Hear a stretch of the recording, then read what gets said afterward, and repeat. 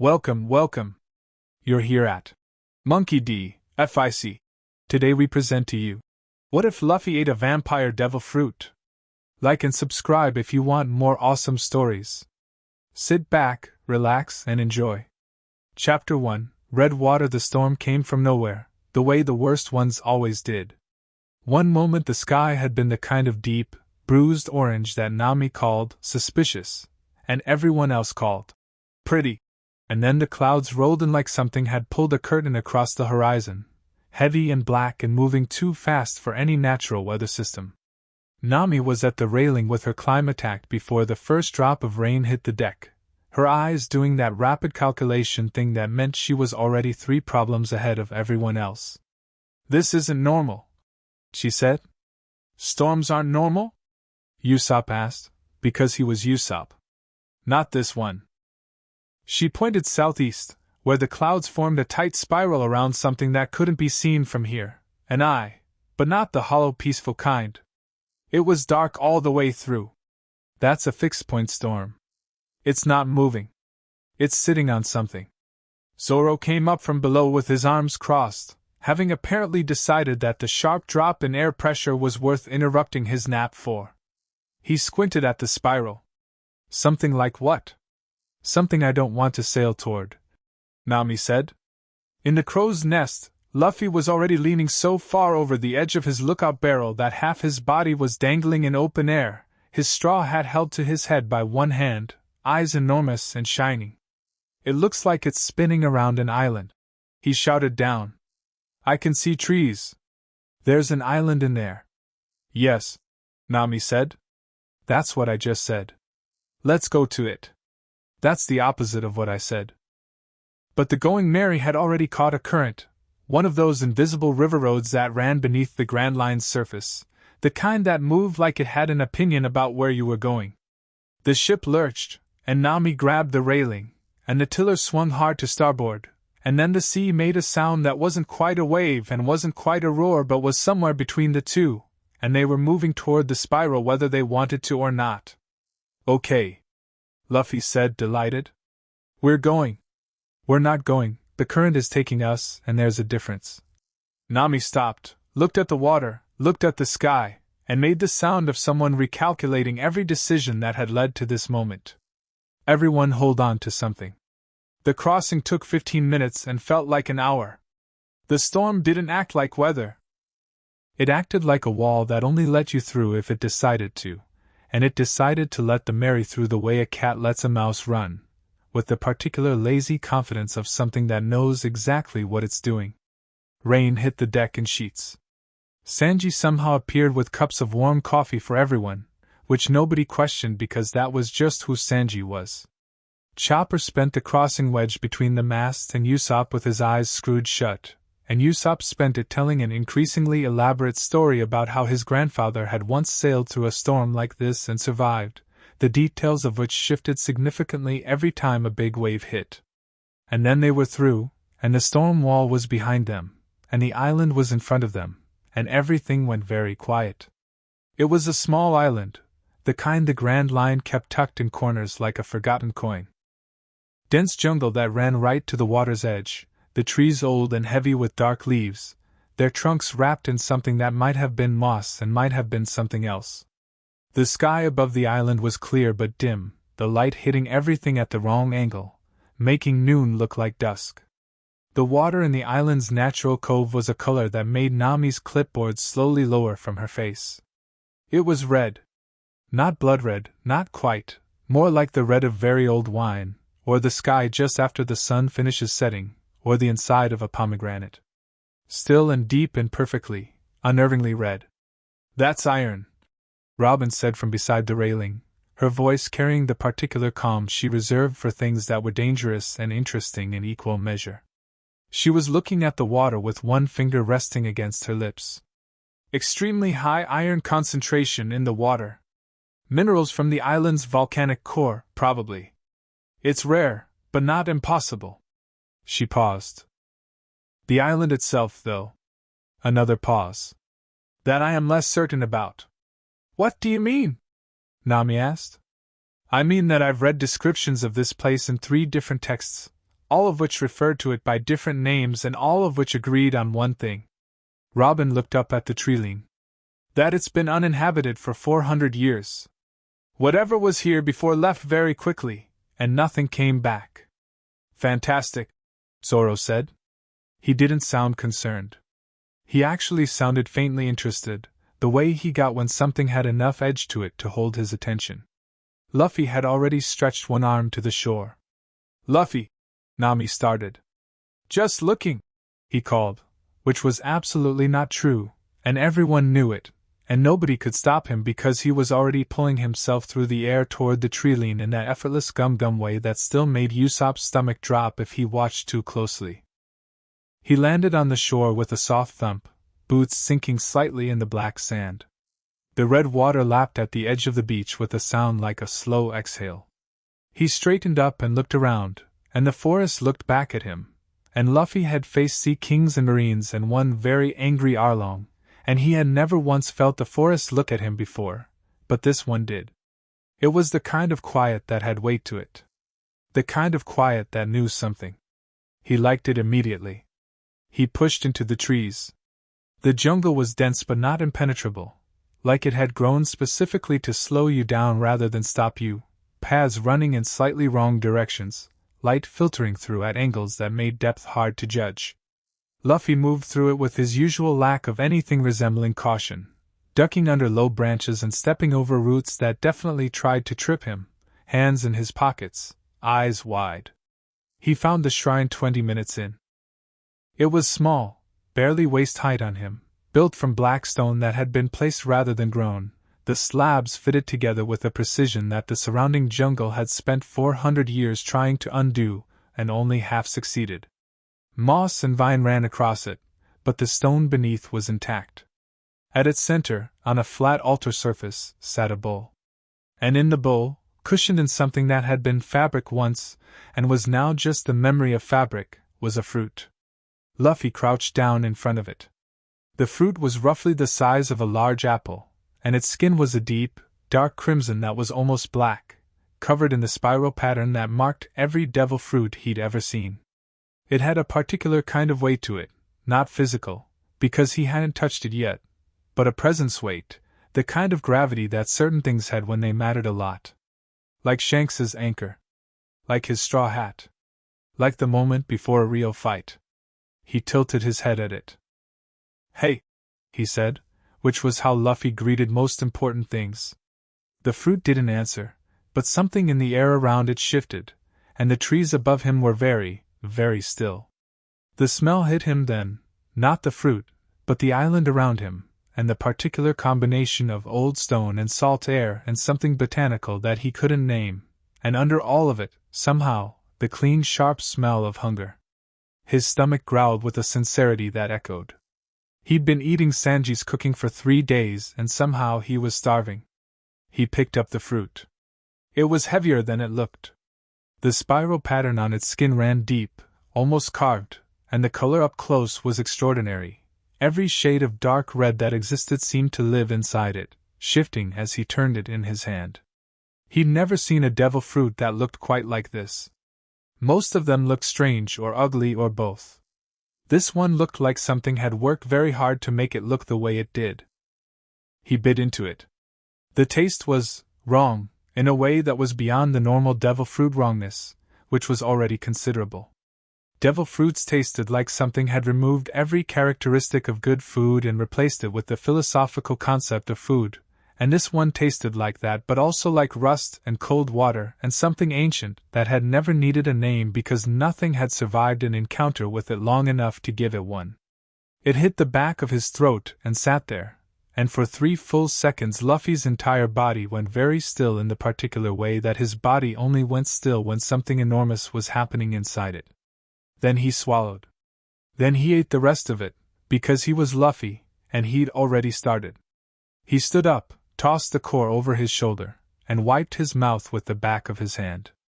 His palm left a faint red smear on his lip. He looked at it, looked at the empty bowl, looked up at the sky through the canopy, and said, His stomach was full. No, fuller than full. He felt full in a way that started somewhere deeper than his stomach, like the feeling of eating had reached into a part of him that wasn't biological and satisfied something ancient and patient that had been sitting very quietly for a very long time. It was the strangest feeling he'd ever had, and he'd once been hit so hard by Don Krieg's battle spear that he'd seen colors that didn't exist. He walked back to the beach. The crew was on shore by the time he got back, having apparently decided that wherever Luffy had gone was more interesting than floating in a red cove. Nami had her log pose out. Robin was examining one of the shore rocks with the expression of a scholar who has found a footnote that rewrites the whole book. Sanji was smoking with his hands in his pockets, and staring at the treeline with an expression that meant he was ready for trouble and had decided to find it calming. Zoro noticed Luffy first. He always did, something about Luffy's posture or the way he moved, and Zoro tracked it the way a compass needle tracked north. "You find something?" Zoro asked. "A devil fruit," Luffy said. "I ate it." The silence that followed had its own ecosystem. Nami turned around so fast her ponytail hit her in the face. "You what?" "It was on an altar." He pointed back at the trees, as if the geography would explain everything. "In a bowl. Just sitting there. Things that are sitting on altars and bowls on cursed islands are sitting there for a reason, Luffy." Nami's voice had climbed 3 registers. "You don't just eat something you find on an ancient altar." "I was hungry." "You're always hungry." "That doesn't mean, what kind of fruit?"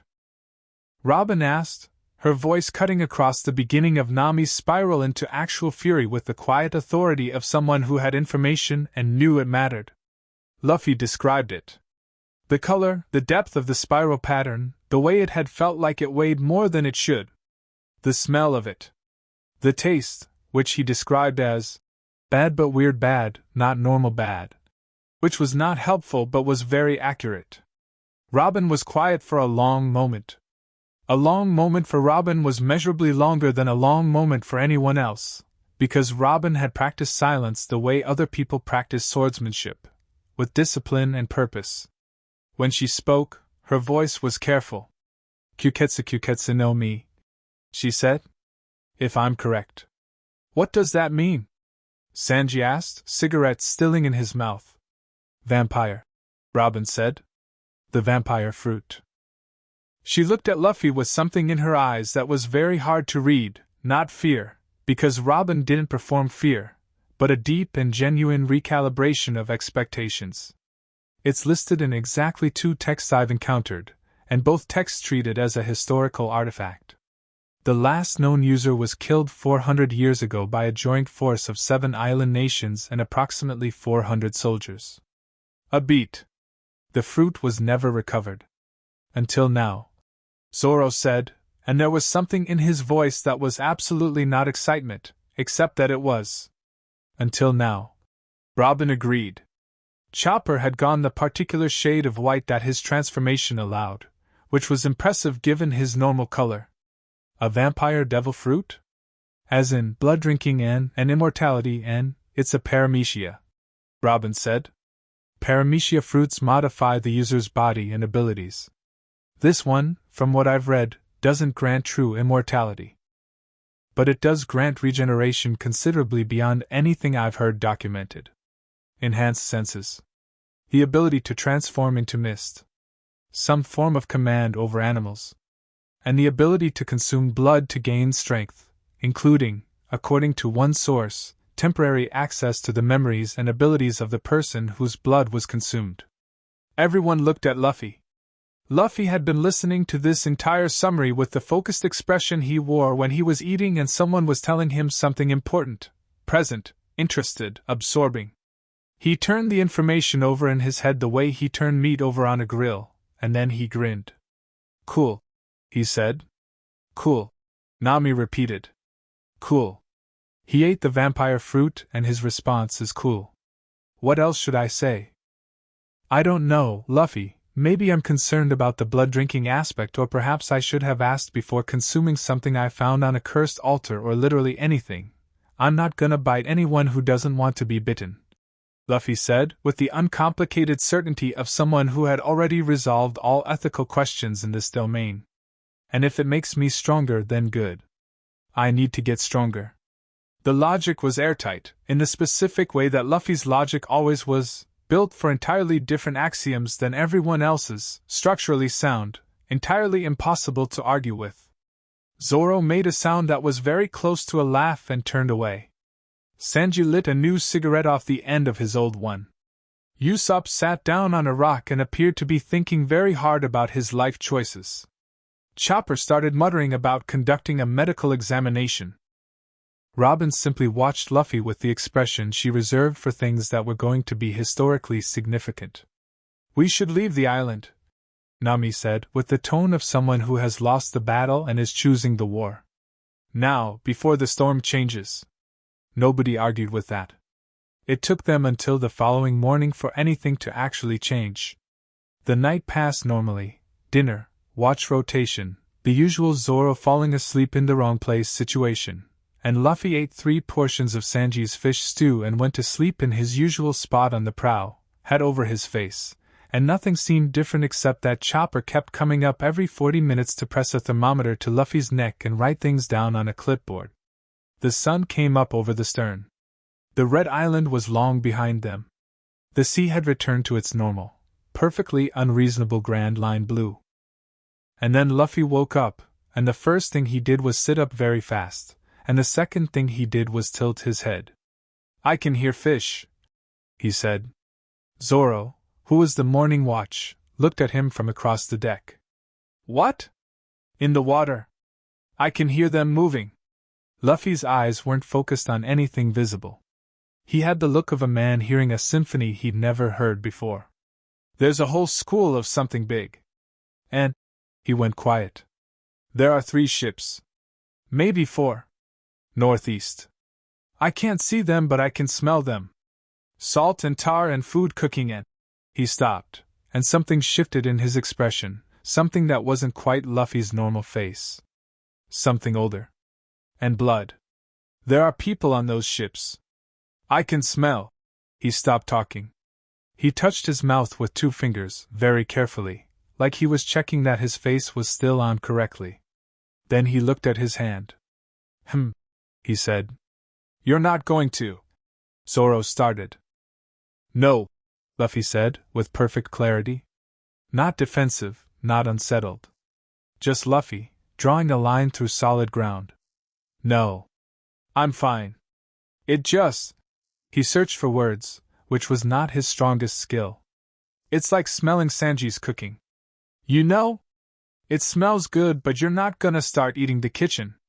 Zoro stared at him for a long moment. "That's a very specific way to explain that. It's a very specific situation."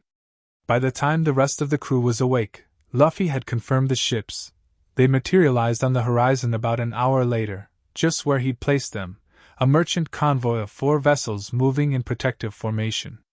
Nami made a note of the distance and the timing with the expression she wore when updating her mental model of the world, which happened fairly often around Luffy but had apparently started happening more. Chopper's examination, conducted after breakfast with the seriousness of a field surgeon and the energy of a very anxious Tanuki, produced a report that he read aloud to the assembled crew on deck with his clipboard held at precisely the correct angle. "His hearing has increased to somewhere around 40 times normal human capacity," Chopper reported, in the voice he used when he was being a doctor and not a small animal. "Possibly more. I can't accurately measure the upper range. His sense of smell is similarly elevated. His skin temperature is down by about 3 degrees, which is within the range of normal for certain metabolic conditions, but combined with the other symptoms is—" He checked his notes. "Consistent with the vampiric physiology described in the limited literature. His strength—" He stopped. "What about it?" Sanji asked. Chopper looked at Luffy. "What did you do to the anchor chain?" Everyone looked at the anchor chain. It had been, prior to this morning, a solid iron chain of the sort rated to hold the Mary in rough water. It was now subtly but unmistakably bent in several places, in the precise pattern of a set of fingers having gripped it with the absent-minded force of someone who didn't realize they were doing it. "I was leaning on it," Luffy said. You bent iron chain by leaning on it, Chopper said. I didn't mean to. That is, Chopper's pencil was moving very fast. That's a significant increase from your baseline, Luffy. The Gomu Gomu no Mi already elevated you above normal human physicality, but this is cool? Luffy offered. I was going to say potentially very dangerous if you can't control it, but yes. Chopper put his clipboard down and looked at Luffy with the particular expression he'd developed that was equal parts medical concern and absolute adoration. Are you okay? Really okay? Not Luffy okay, which means something completely different from regular okay, Chopper. Luffy reached out and ruffled his head with a gentleness that, given the bent anchor chain, was clearly deliberate. I'm great. Chopper made a sound somewhere between relief and worry, which was basically his default setting. The sun, Robin said from her chair, not looking up from her book. How does it feel? Luffy considered this. They were in full morning sun, the light flat and white and unreserved across the deck. He turned his face toward it deliberately. Fine, he said. Warm. Normal warm. He paused. Maybe brighter than usual. Like someone turned it up a little. The texts mentioned the fruit's user retained full function in sunlight. Robin said, turning a page. It isn't a true undead state. More of a metabolic override. The vampire properties are layered on top of your existing biology, not replacing it. So he's still rubber. Zoro said. Still rubber. Robin confirmed.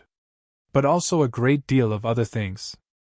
Nami had been standing at the stern railing through this entire exchange, arms folded, log pose on her wrist, staring at the horizon. She turned around. I've been thinking, she said. Dangerous, Usopp muttered. About what the world government will do when they find out about this. She looked at Luffy directly. And they will find out. The Kuketsu fruit is the kind of thing that gets into rumors and then into reports, and then onto someone's desk in Marineford within a month, if we're lucky. If we're not. She looked at her log pose. 2 weeks. And? Luffy said. And they're going to send someone serious, Luffy. Not a captain.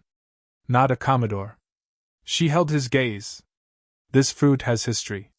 There are people in the Marines who have been looking for it for a long time. Whatever they send, I'll beat them, Luffy said, with the absolute uncomplicated certainty that was probably the most Luffy thing about him, the quality that Nami simultaneously found most infuriating and most comforting in the world. That's fine. I was gonna have to beat strong people anyway. Nami opened her mouth. Closed it. Turned back to the horizon. Just be ready, she said. I'm always ready. You're usually napping. I'm ready while I nap. Sanji appeared with tea, for Nami specially, the good stuff he kept in a separate tin, and set it beside her without comment, which was the most loving thing in his entire vocabulary. She took it without looking at him, which was how she accepted it. The day stretched out over the water, warm and blue and deceptively ordinary. Luffy spent most of it sitting at the prow with his legs hanging over the ocean, listening. The range of it was extraordinary. He could hear porpoises 3 miles out, a conversation between 2 sailors on a distant vessel that he couldn't see, the deep subsonic groan of the ocean floor far below, geological and enormous. It was like being handed a new instrument and discovering you already knew how to play it, which was the opposite of how learning usually worked and therefore felt somehow like cheating, except Luffy had never once in his life worried about cheating the universe. He was still listening, eyes half closed, when he first noticed the smell of wrongness on the wind. It was subtle, the kind of thing he wouldn't have caught with any ordinary set of senses. But his senses weren't ordinary anymore, and what he caught was the sharp chemical tang of gunpowder and iron, and something that he'd learned in the last day to identify as human fear, which had a particular sour quality beneath all the other smells of a person. And under it, faint but specific as a signature, marine issue soap. The standardized kind that the world government bulk purchased in industrial quantities and distributed to every ship and every soldier. He turned around. The sea behind them was empty. Perfectly empty. Not a sail, not a shape. But the smell was real, Zoro! He called back. Zoro came forward without hurrying, because Zoro never hurried, but there was something in his posture that had already changed by the time he reached the prow, shoulders back, the very particular weight shift that meant his hands had already calculated the distance to his hilts. Someone's following us, Luffy said. Marines. They're good, no sails, they're probably running below the horizon and tracking our log pose signature somehow. He cocked his head. 2 ships. Big ones? Zoro looked at the empty horizon. How far? Hour or maybe less. They're moving fast. How strong? Luffy thought about it, the way the fierce smell worked underneath the disciplined smell, the specific quality of the confidence on those ships. Strong, he said. These aren't regular sailors. A pause. But not the strongest. This is a scouting party. For what's behind it? Yeah. They looked at each other, Luffy and Zoro, and the understanding that passed between them in that moment was the kind that doesn't need words. The mutual recognition that the game had already changed, that whatever was coming was not the beginning of a fight but the advanced sign of one, the way the pressure drops before the real storm arrives. Luffy grinned. It was a wider grin than his usual, and something about it was different, not cruel, never cruel, because cruelty was never one of Luffy's ingredients, but sharper. Like his smile had acquired an edge it hadn't possessed yesterday. Should we run? Zoro asked, not because he wanted to but because he was asking if Luffy wanted to. No, Luffy said simply. Let them find us. I want to see what they send. Nami's going to yell at you. Nami yells at me about everything. True, Zoro said, and went back to his spot against the mast. Nami did yell at him, approximately 20 minutes later, when the crow's nest finally picked up the sails on the horizon and she connected it to the extremely casual expression on Luffy's face and understood that he'd known for 40 minutes and had not mentioned it. The yelling was thorough and technically impressive, and Luffy absorbed it with the particular blissful patience of a boulder absorbing weather. He nodded at the right times. He said, Yeah, okay. In the right places. He waited until she finished. I know, he said. But we're not running from scouts. Scouts? How do you even know they're? I can smell them, he said. Marine issue everything. 2 ships fast, not their biggest guns. These are the people they sent to find you, not the people they sent to fight you. He looked at the growing shapes on the horizon, 2 clean white specks against the blue distance. The people they sent to fight you are behind them. Probably a day out, maybe 2. Nami stared at him. You can smell all of that.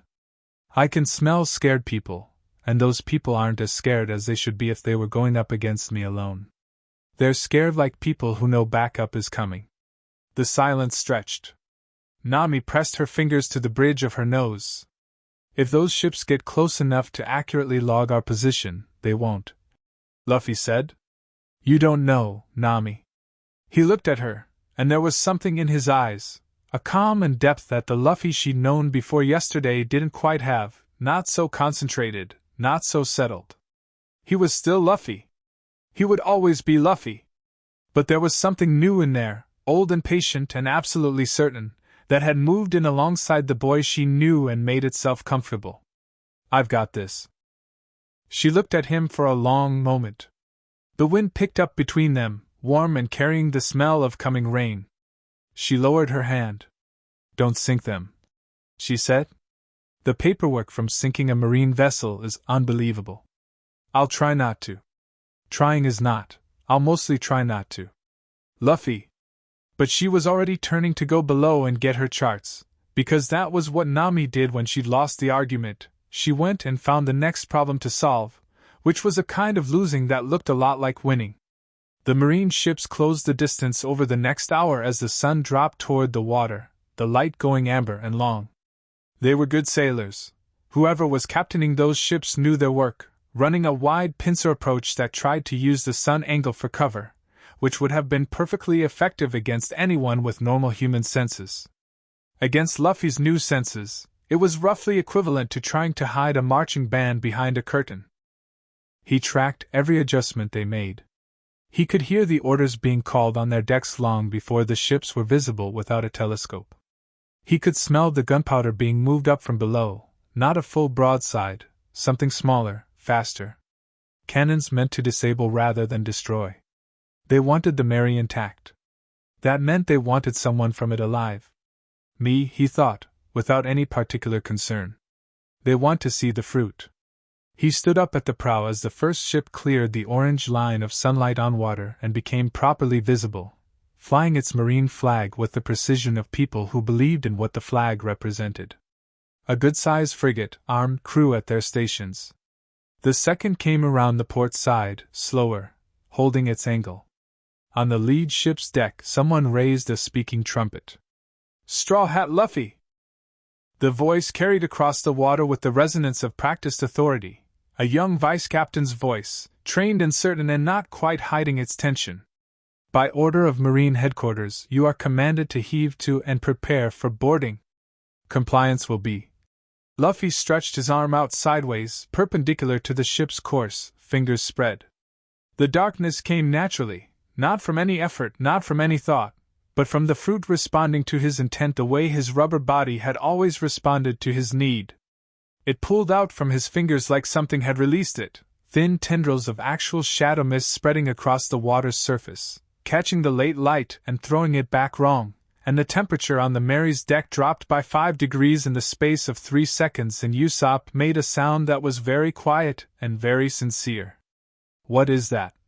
Sanji said flatly, cigarette falling an inch from his mouth. Luffy looked at his hand. The mist was coming from him, not from his skin exactly, but through it, like he was a membrane between whatever the mist was and the ordinary air. It felt perfectly natural. It felt like flexing a muscle he'd always had but never used, the kind of thing that had been waiting there his whole life. He smiled at it, delighted, and pulled it back. The mist dissipated. The temperature came back up. He cupped his hands around his mouth. "I'm Monkey D, Luffy!" he called across the water, his voice carrying in the calm between waves. "I'm gonna be king of the pirates!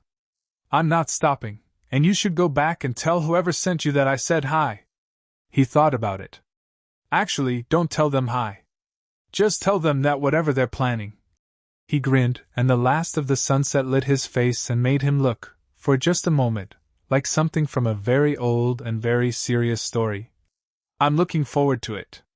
The speaking trumpet went down. The ships held their angle for a long moment, 2 heartbeats, 3, and then the lead frigate made a course adjustment that was not toward the Mary, and the second ship followed, and they came around in a wide arc that was technically a repositioning and was practically a retreat, the kind a trained officer could write up as a tactical choice rather than what it actually was. Which was that the young vice-captain on that lead ship had looked at the mist coming off Monkey D, Luffy's hand in the dying light, had heard the tone in Luffy's voice, and had made a decision. He would report in. He would send the coordinates.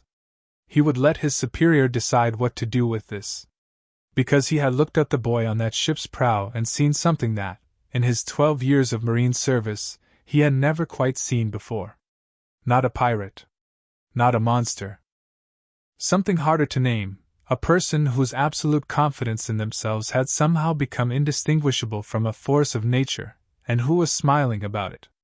The ships disappeared into the darkening east. On the Mary, nobody moved for a moment. Then Usopp sat down very heavily. Then Chopper ran to Luffy and grabbed his arm and started checking his pulse and muttering about misformed physiology, and whether it was safe. Then Sanji went below to start dinner, because crises always made him cook. Then Nami took a very long breath, looked at her log pose, and started calculating what direction trouble was going to come from next. Zoro walked to the prow and stood beside Luffy, looking at the dark water where the marine ships had been. "The mist," he said. "That new?" "Just figured it out," Luffy said. "By accident. Any good?" Luffy thought about it. The feeling of the mist, cold and spreading and entirely his, responsive as his rubber body but in a completely different register, like the difference between punching something and dissolving into it. "Yeah," he said. "I think it's very good." Zoro was quiet for a moment. The stars were coming out, one by one, over the Grand Line, the kind of night sky that made you feel both very small and very alive. "So," he said, "you're a vampire pirate now." "I'm still the same pirate," Luffy said. "I just have more to work with." Zoro looked at him sideways. "That's what I mean," he said. "You were already enough of a problem." Luffy laughed, full and bright and completely himself, and it carried across the water and into the dark, and the Mary sailed on. Chapter 2. The smell of Hungerport Revan smelled like every kind of wrong at once.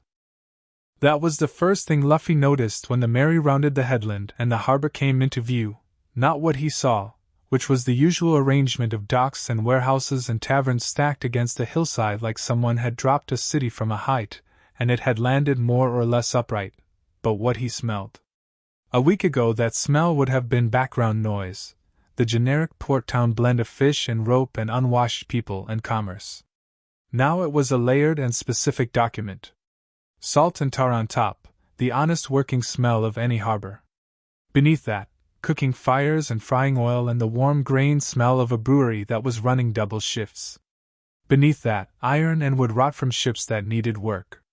And beneath all of that, pressed into the foundations of the place like something that had soaked in over decades, the particular cold smell of fear that had cured into something almost indistinguishable from ordinary life. This town was afraid. Not acutely, not the way you were afraid when someone was pointing a weapon at you. Chronically. The way you were afraid when you'd learned that being afraid was simply the condition of living in this particular place. "Log pose will take 48 hours to set," Nami said from beside him, not looking up from her charts. "We need to resupply anyway.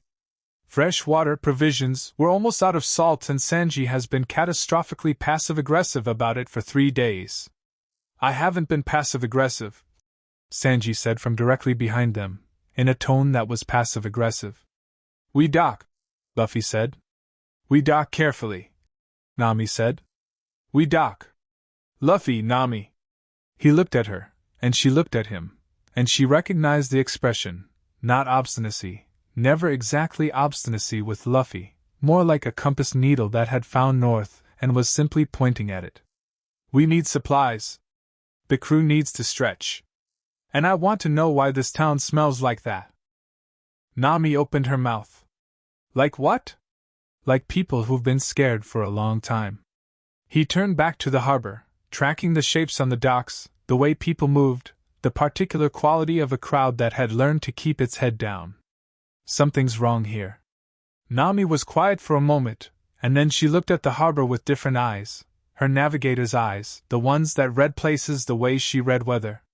She saw it then, the boats docked at odd angles, not laziness but the positioning of vessels ready to leave quickly.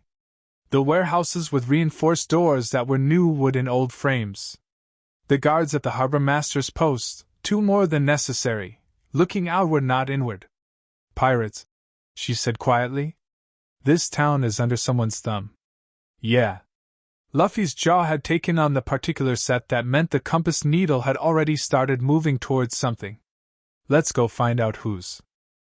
They docked at the far pier, the quieter end of the harbor where the fishing boats came in, away from the merchant traffic. Sanji negotiated moorage fees with the harbor master's assistant, a thin man in his 40s with the careful eyes of someone who never said more than the transaction required, and paid without argument, which was how Sanji operated in ports that were clearly under pressure. You didn't haggle in a frightened town. It drew attention in the wrong direction. They split up, as they always did in port, Nami and Robin for information and supplies, Sanji for provisions, Usopp and Chopper for parts and medical supplies respectively, Zoro for, theoretically, nothing, which in practice meant he would wander until he found either a bar or a problem and would treat both the same way. Luffy went with nobody, which was normal, and slipped into the town's main street with his hands in his pockets and his senses wide open. The town was called Revan and it had maybe 3,000 people in it, and every single one of them was performing normal. That was the thing that struck him hardest. It wasn't that they were obviously miserable, it was that they were working very hard at being fine, and the work showed in ways that regular eyes might have missed. The fruit vendor who counted his coin twice before pocketing it. The mother who grabbed her child's hand when a shadow fell across the alley.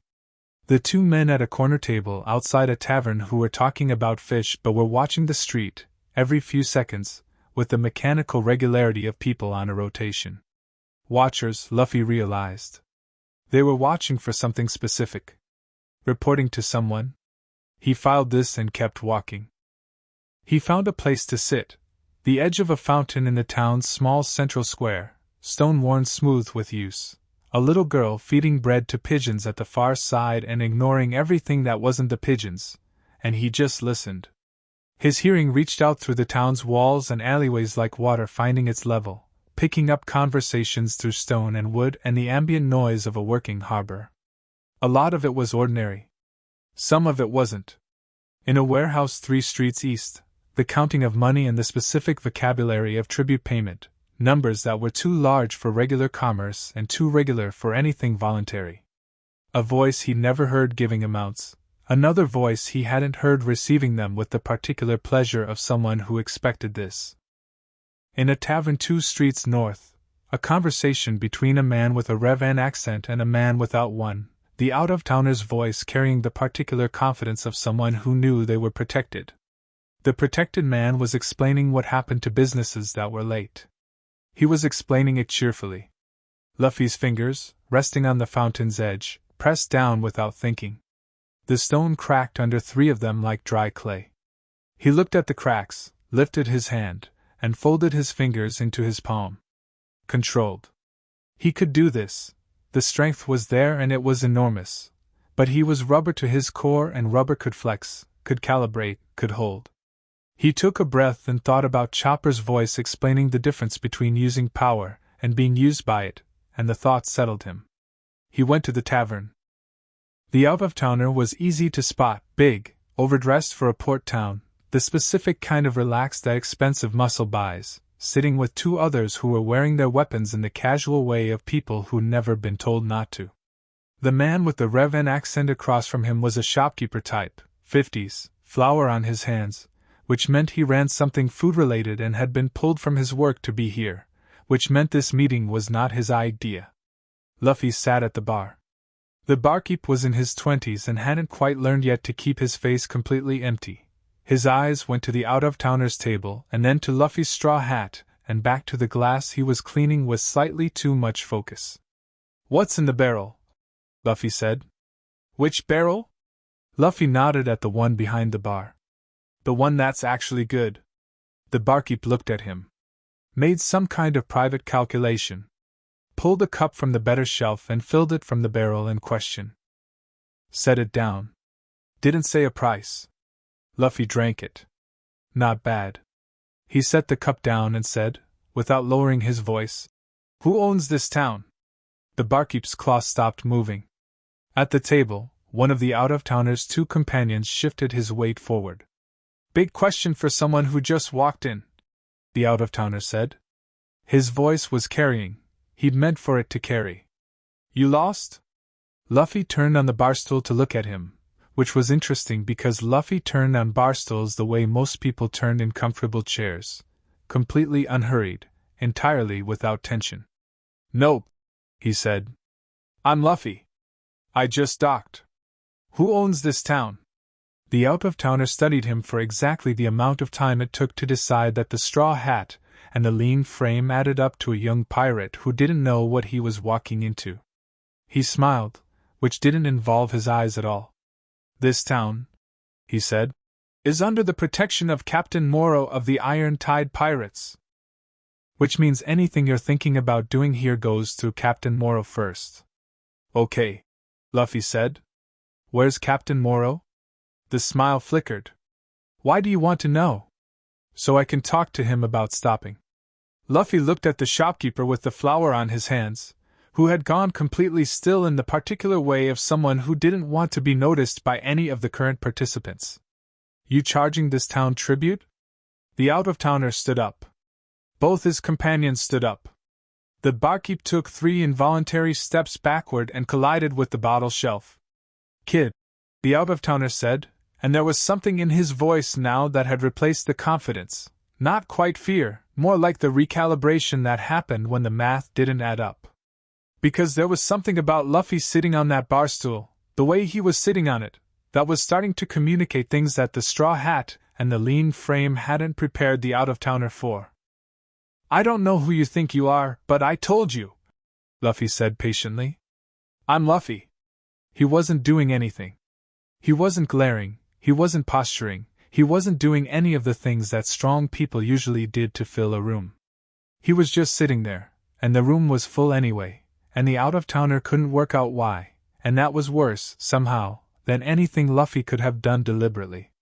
You've got about 2 minutes before I stop thinking this conversation is useful, Luffy said. Where's Moro? The out-of-towner's jaw tightened, and he did what every man with uncertain leverage eventually did.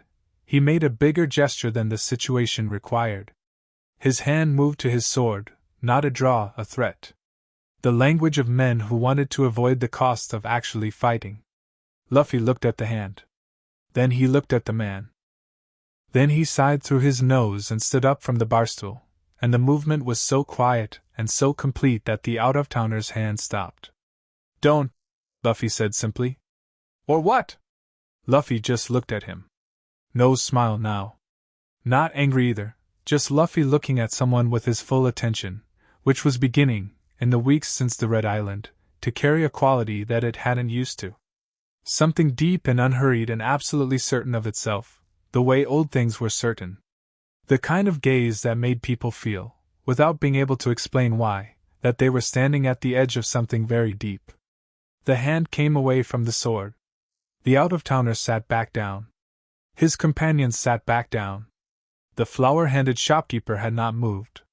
North part of town, the out-of-towner said, to his own apparent amazement. The big house on the hill. Red shutters. Thanks, Luffy said. He pulled a coin from his pocket and set it on the bar for the cup he'd drunk. Then he walked out. Behind him, nobody moved for a long moment. Then the barkeep picked up his cleaning cloth, and his hands were shaking very slightly, and the out-of-towner stared at the door, and the shopkeeper with the flower on his hands let out a breath he'd been holding since Luffy sat down. The house with the red shutters was exactly where described, and it was the kind of house that announced its owner's character very efficiently.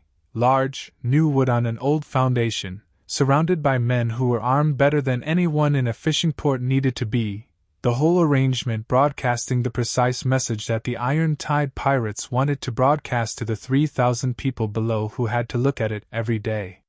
Luffy counted 9 guards on approach and stopped counting because it wasn't interesting. He walked up the path to the front door. A guard stepped into his way.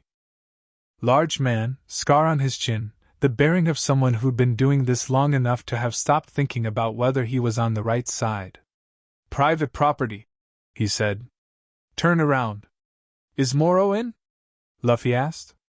Turn around. Luffy put one hand on the man's shoulder, precisely and gently, and moved him sideways. The man went sideways, too surprised to resist, and by the time he'd registered that he'd been moved he was a foot off the path and Luffy was at the door. He knocked. There was a muffled response that contained approximately 7 words, most of which were profanity, and then the door opened. Captain Moro of the Iron-Tide Pirates was not what most people probably imagined when they pictured a pirate who'd brought a 3,000-person town to its knees. He was in his late 40s, heavy-built without being physically imposing, with a weathered face and tired eyes and the look of someone who'd been running this particular operation long enough that the thrill had worn off and left the arithmetic. He looked at Luffy the way a man looks at an unexpected invoice. Who are you? He said. Monkey D. Luffy, Luffy said. I'm a pirate. I'm going to ask you to leave this town. Moro blinked. You're going to what? Leave. Take your people and go. Luffy wasn't angry. He wasn't performing anything. He was simply stating a sequence of events he'd already decided on. You've been taking money from these people and scaring them, and that's boring and wrong. So leave. Moro stared at him. Behind him, inside the house, there were at least 4 more people. Luffy could hear them, hear the creak of boards under shifting weight as they reacted to the voice at the door. The captain looked past Luffy at the guards on the path, who were in various stages of recollecting their professional dignity. Then he looked back at Luffy. "Kill him," he said.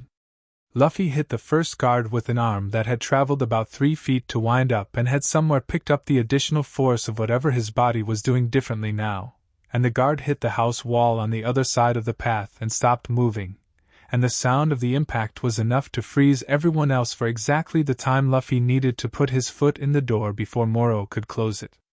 What followed lasted approximately 4 minutes, and was not a fight in any meaningful sense of the term.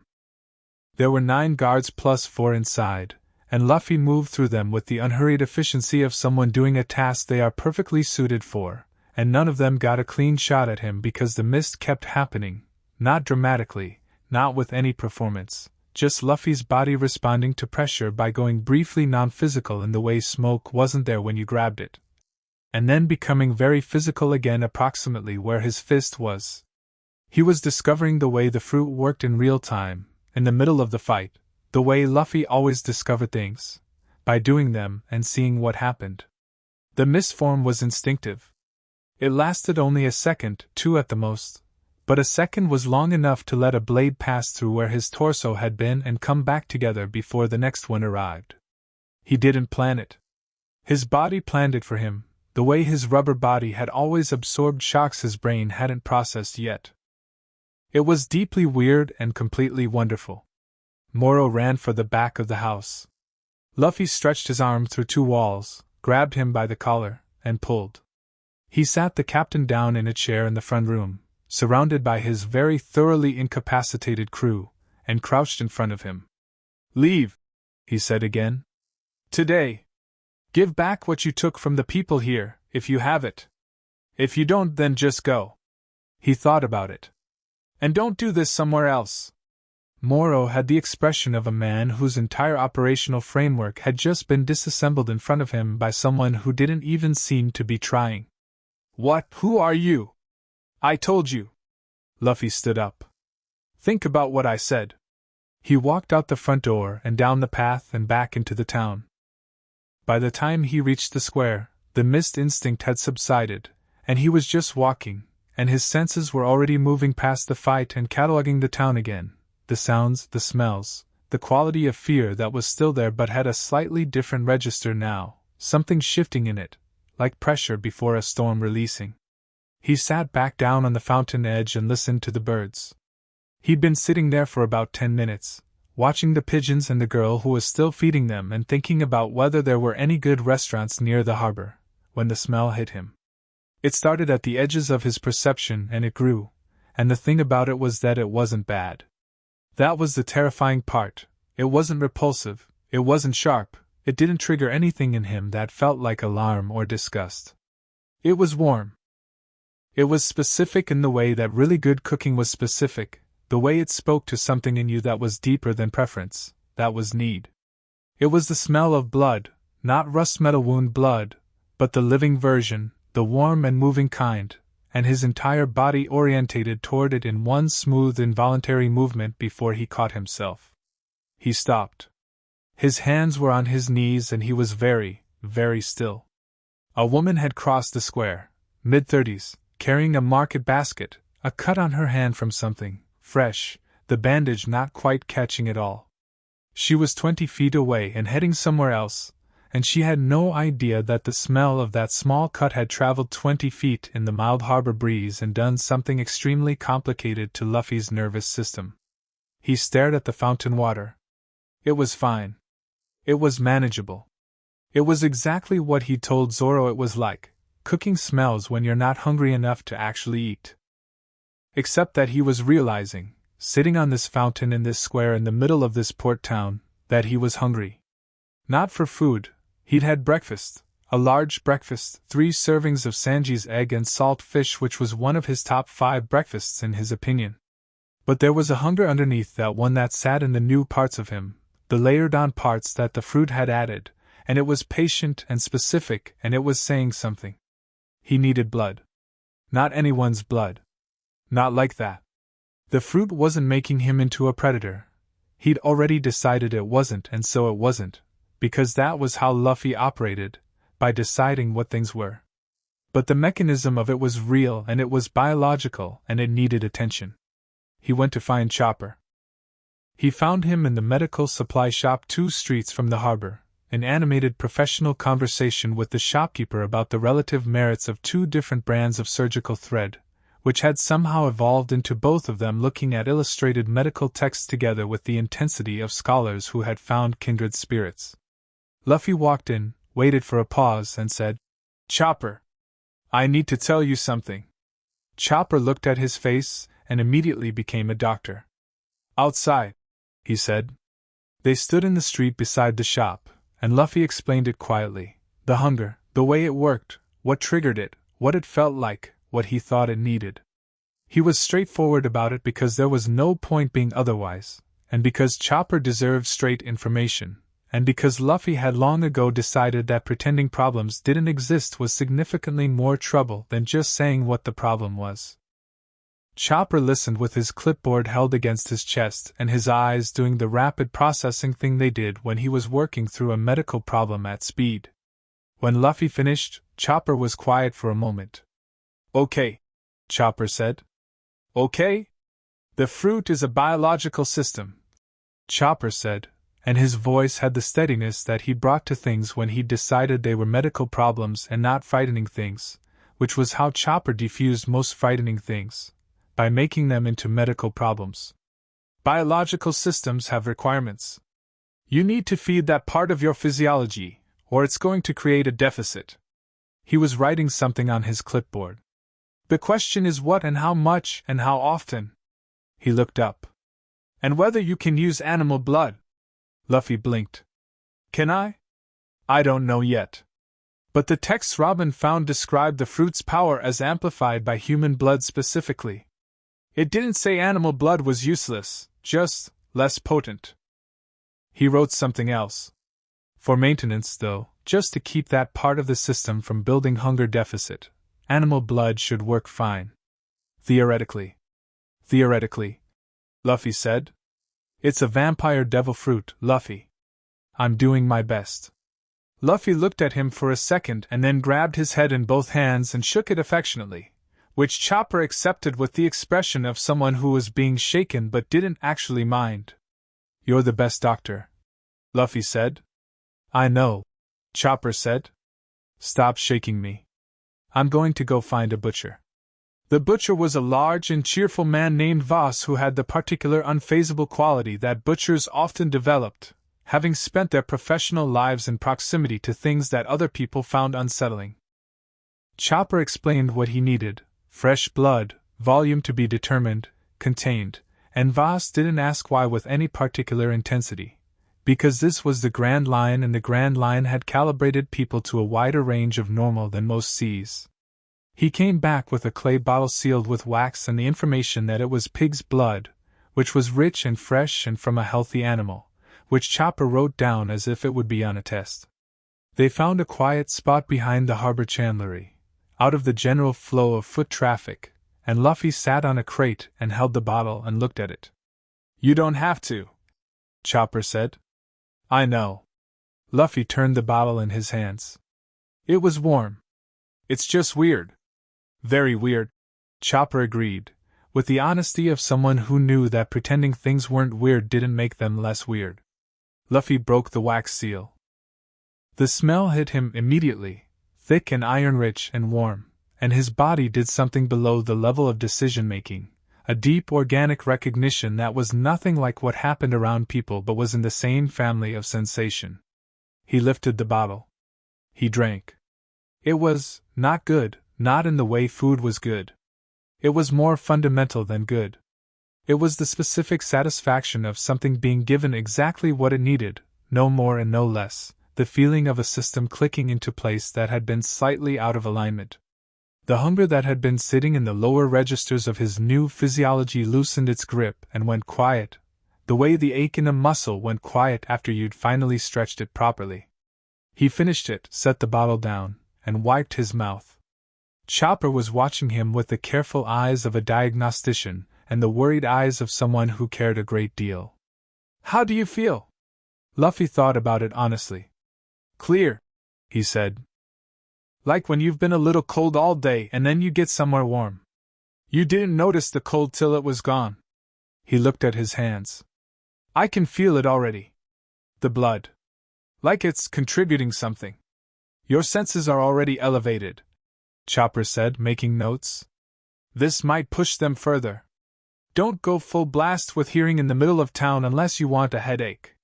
He pointed at him. And we do this on a schedule. Every 48 hours minimum. I'm going to monitor the effect on your baseline and we adjust from there. Okay, Luffy said. I mean it. Schedule. Chopper. He looked at him with a face that was entirely serious. I trust you. Schedule. Chopper nodded, and wrote something down, and his ears were very slightly flattened in the way they went when he was trying not to show that he was moved. Good, he said in the voice that was trying to be professional. Now let's go find the others before Zoro gets into a fight. Zoro was already in a fight. They found him in the harbor district's main square, which had cleared itself of ordinary pedestrians with the efficiency of a space that knew how trouble worked. He was facing 3 men who were armed and clearly affiliated with the Iron Tide pirates, the same insignia on their belts that Luffy had seen at the house on the hill, and he had his hand resting on Water Ikimanji with the profound patience of someone who had decided that what was about to happen was going to happen and there was no reason to rush it. Zoro, Nami said, appearing from a side street with a bag of supplies and the expression of someone who had been trying to prevent this since she'd arrived in town. They were threatening a merchant. Zoro said, not taking his eyes off the 3 men. I told them not to. And then? They told me to mind my own business. Naturally. So.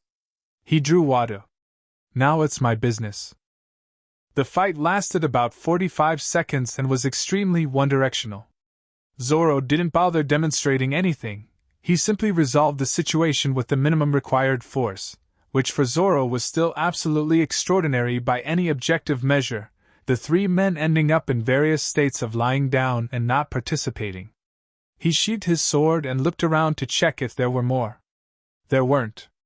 Word had apparently been traveling through the Iron Tide's network in Revan that the harbor had become unfriendly to their interests. The merchant, a young woman with a bolt of cloth half falling out of her hands, stared at Zoro with enormous eyes. Zoro looked at her. You're fine, he said, and walked away. They reconvened at the Mary as the afternoon light went gold and horizontal across the harbor. Sanji had acquired everything he needed and was already below starting prep for dinner. Usopp had acquired several things he needed and several things he decided he needed on impulse, which Nami would argue about later. Robin had a new book and a stack of notes, and the expression of someone who had found interesting information and was letting it marinate before she shared it. Luffy was on the prowl. Nami came to stand beside him with a cup of tea, the good cup that meant she was about to have a real conversation. She stood there for a moment, watching the harbor go amber. Moro's people have been pulling out since this afternoon, she said. 3 ships from the far dock. Looks like most of the crew. Good, Luffy said. People in town know something happened. She looked at him sideways. There's a story going around about someone at the fountain who spoke to one of Moro's lieutenants in a way that made the lieutenant sit back down. It wasn't that interesting. That's not the point, Luffy. She turned toward him fully. The point is that this town is 3 days behind us in an hour, and what we leave behind is a story. And stories about you are going to be reaching Marineford faster than they used to. She looked at the water. Much faster now. The harbor was quiet. Somewhere in the town above them, Luffy could hear the change already, conversations that had been tight and careful loosening at the edges. A laugh from a window that wasn't performance. The specific quality of relief is a public sound, it turns out, if your ears can reach that far. Chopper talked to me, he said. About the blood thing. Nami was very still. And? He's got a system. It's fine. He glanced at her. I know you're worried about it. She looked out at the water and after a moment said quietly. I'm not worried about it. I'm worried about. She stopped. Started again. The fruit changes you. Not just the powers. The way you see things. Hear things. The way you've been. She chose the word carefully. Present. In a different way than before. Heavier. Is that bad? I don't know yet. She said it honestly, which was the thing about Nami. She didn't perform optimism she didn't feel, and she didn't perform fear she'd already filed away. She dealt in accurate assessments. You're still you.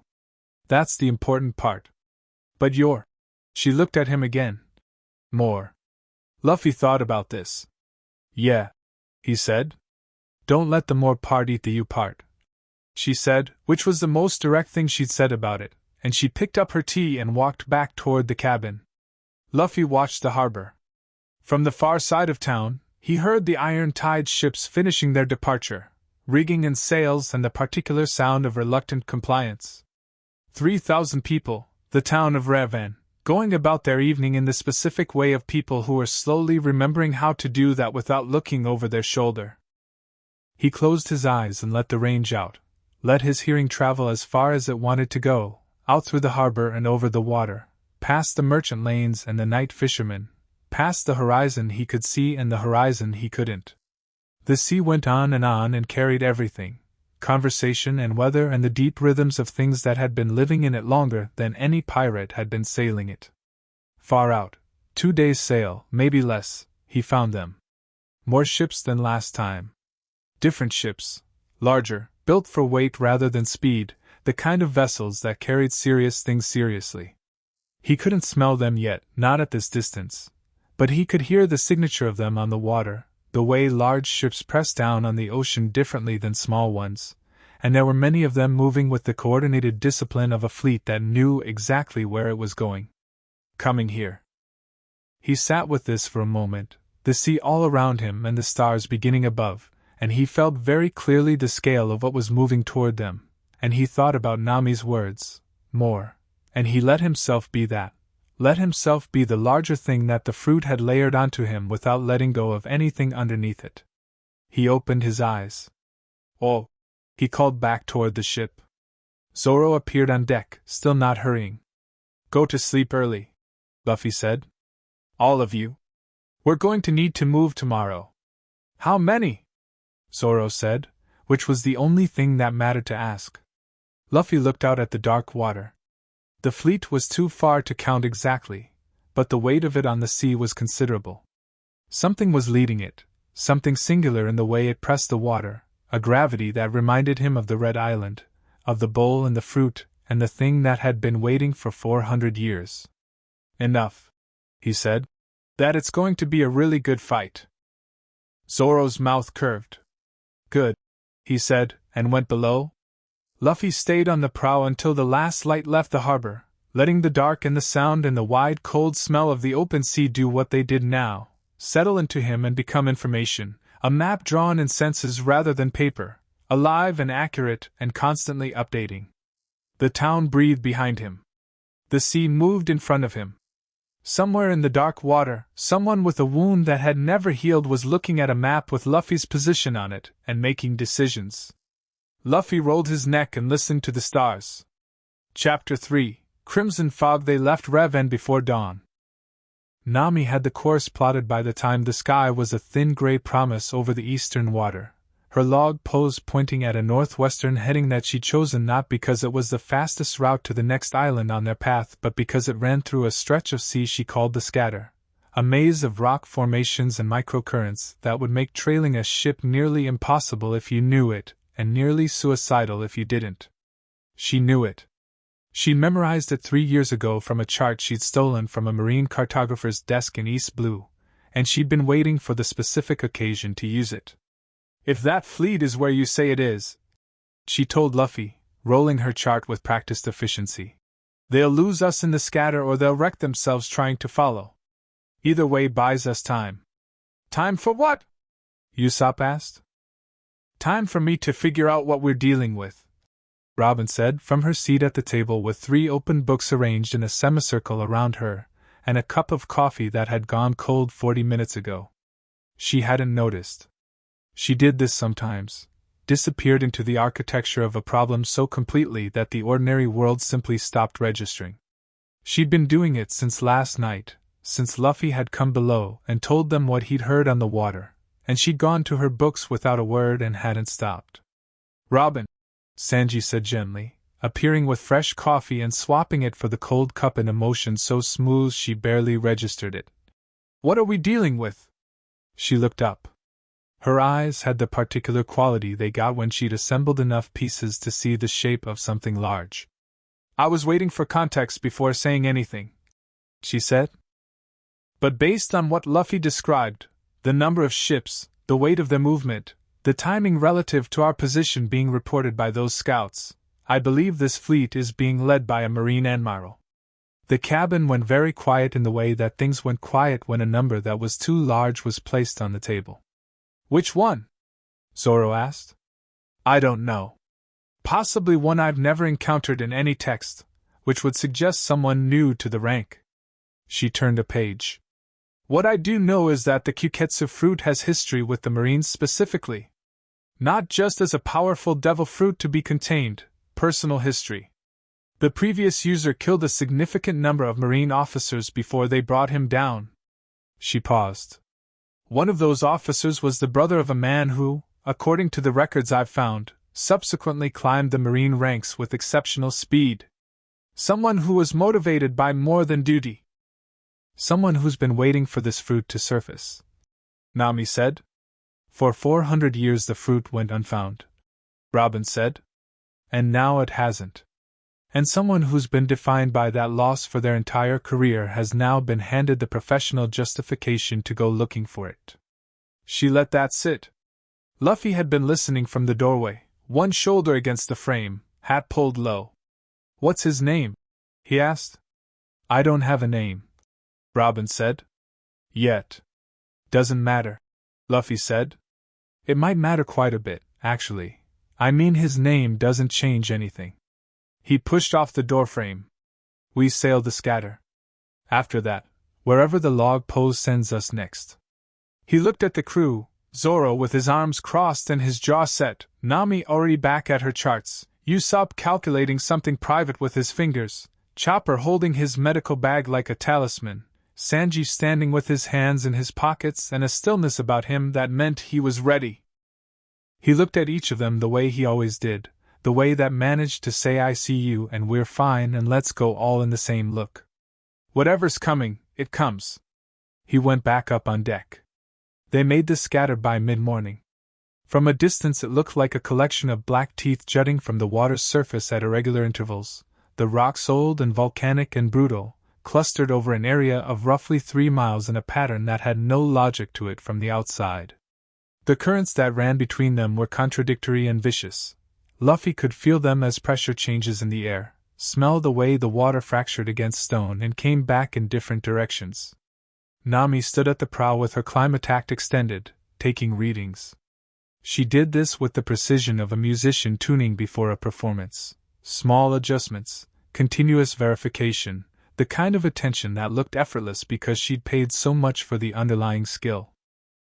Sanji handled the tiller based on her calls, and between the two of them the Mary moved through the scatter with the particular grace of a ship that had a navigator who genuinely understood the sea. Luffy watched the rocks go past and listened behind them. The fleet was still coming. Farther back now, Nami's detour had bought distance. But still coming, and coming with the specific confidence of ships that had their own good navigators and access to charts that the world government had probably spent considerable resources acquiring. They weren't going to get lost. But they were going to be cautious, and caution took time, and time was the currency Nami had promised. He was about to say something about it when his hearing snagged on something different. Not the fleet. Not behind them. Ahead.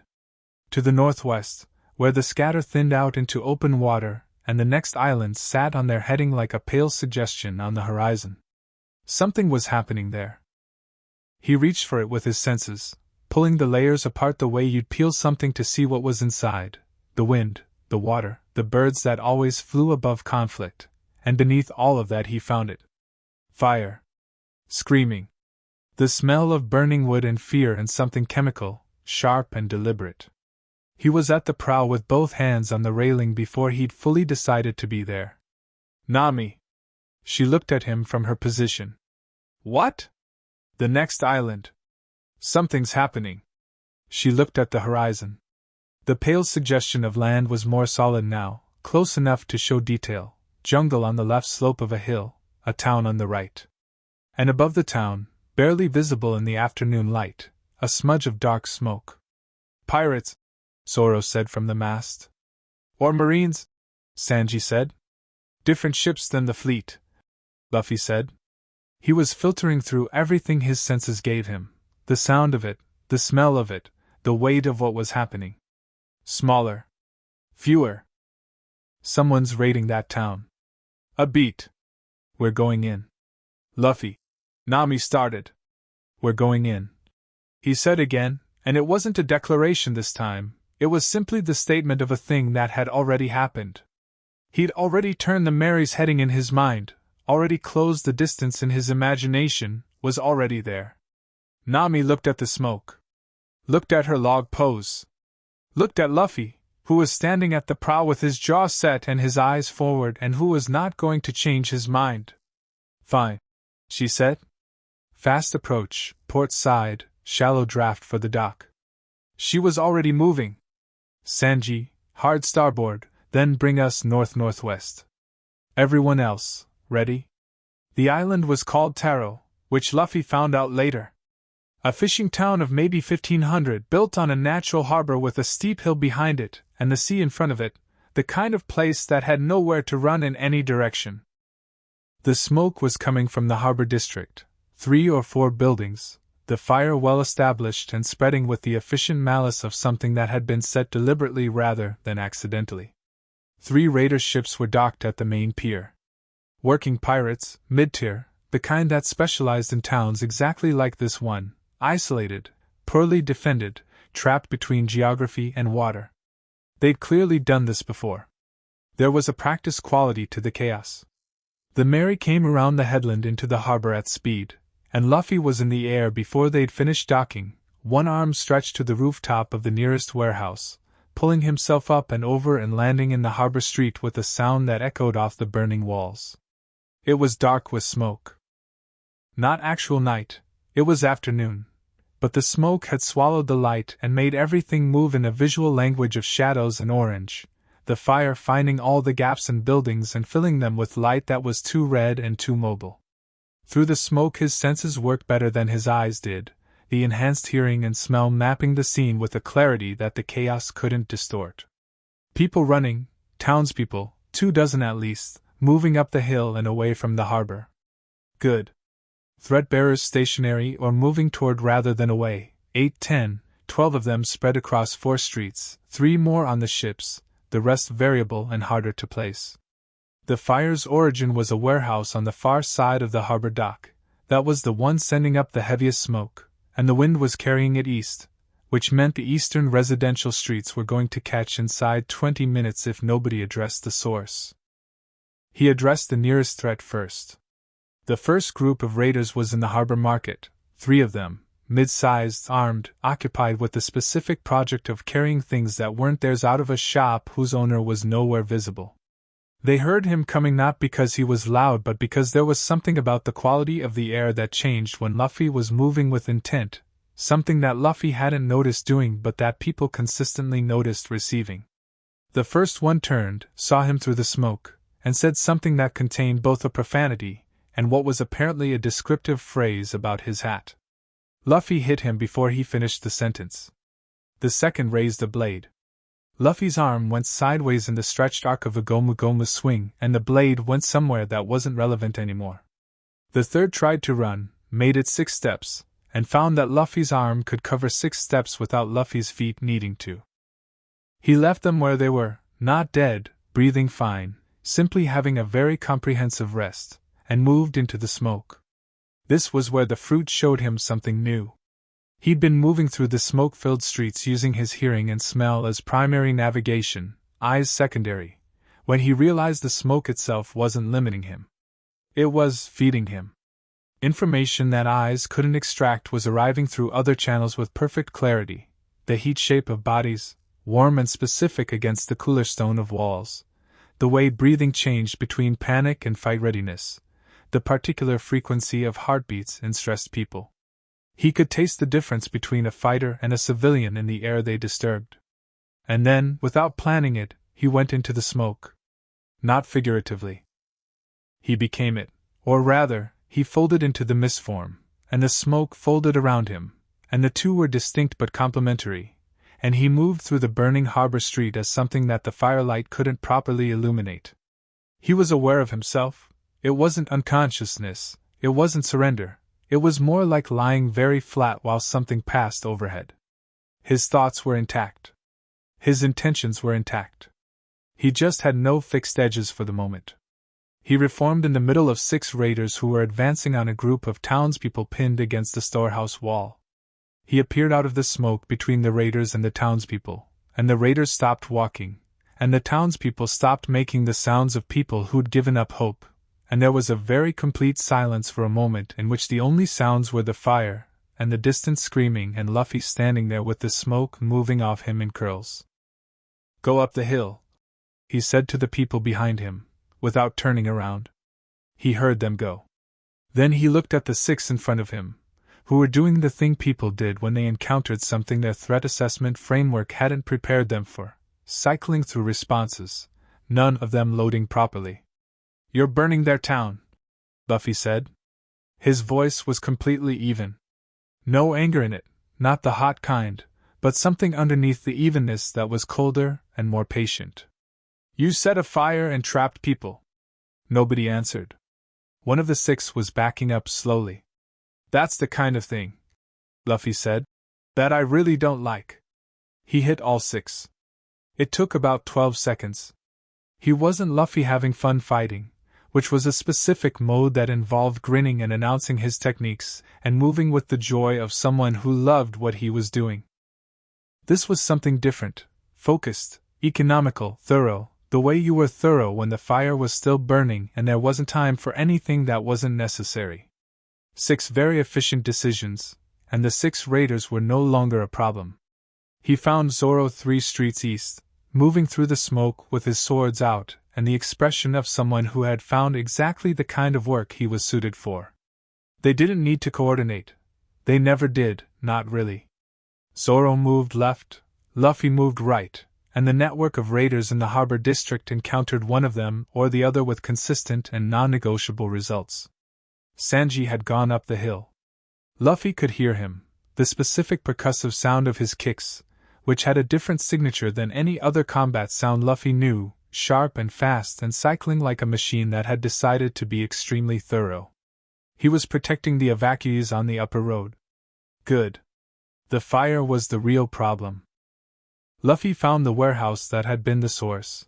A large grain storage building on the harbor's far end, fully involved, the heat so intense it had developed its own weather pattern above it, heat-warped air rising in a column that pulled smoke up from the surrounding streets. 2 raiders' ships had unmoored and were backing away from the dock, their crews apparently deciding that their companions were acceptable losses and the fire was too much company. The 3rd ship was still docked.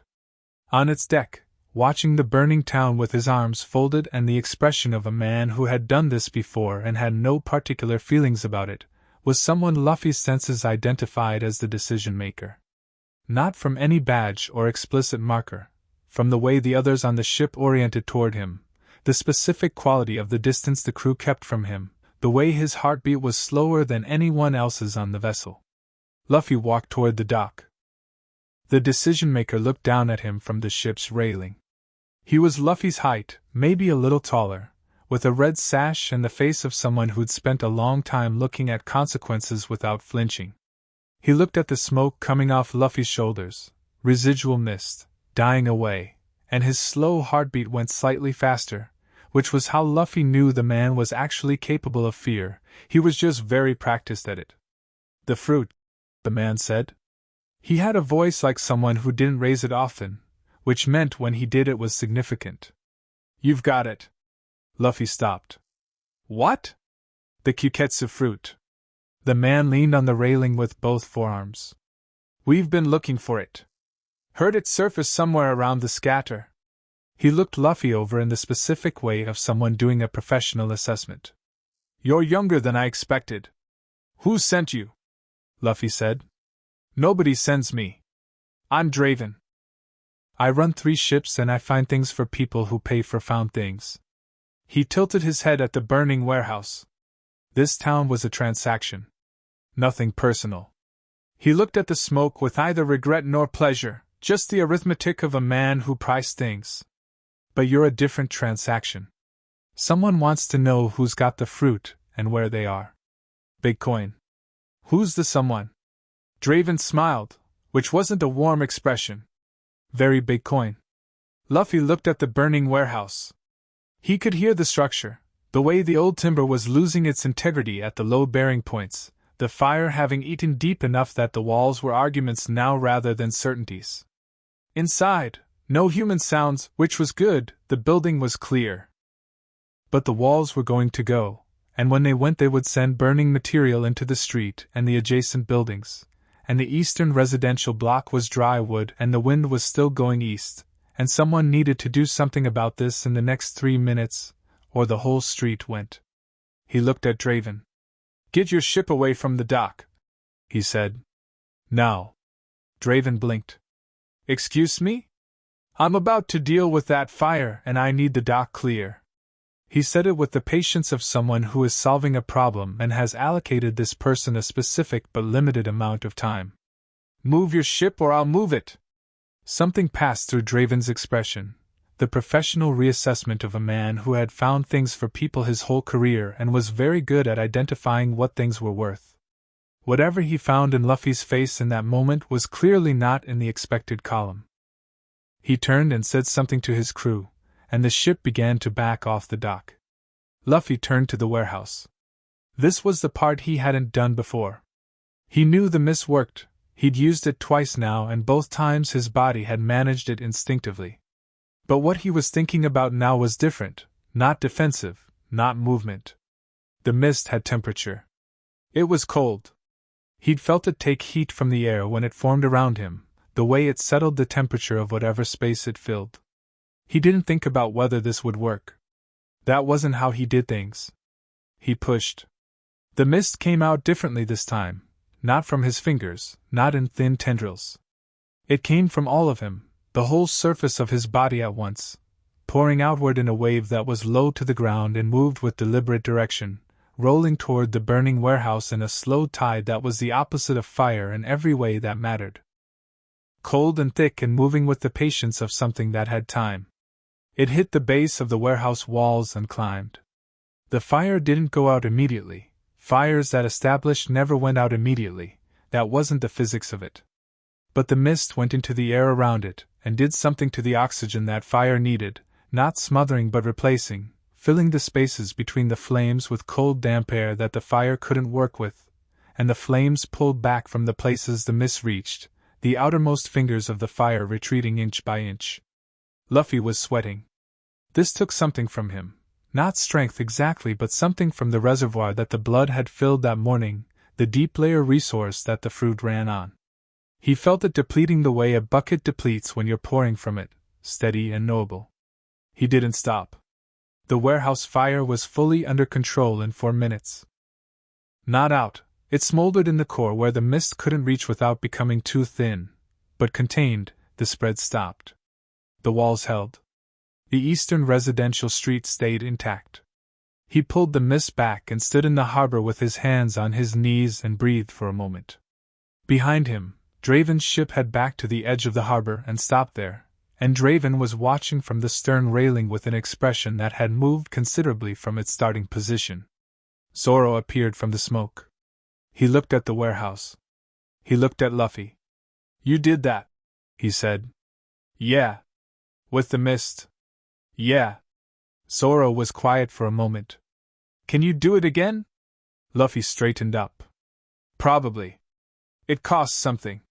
He touched his chest, where the deep resource feeling lived. Chopper's blood schedule is going to need adjusting.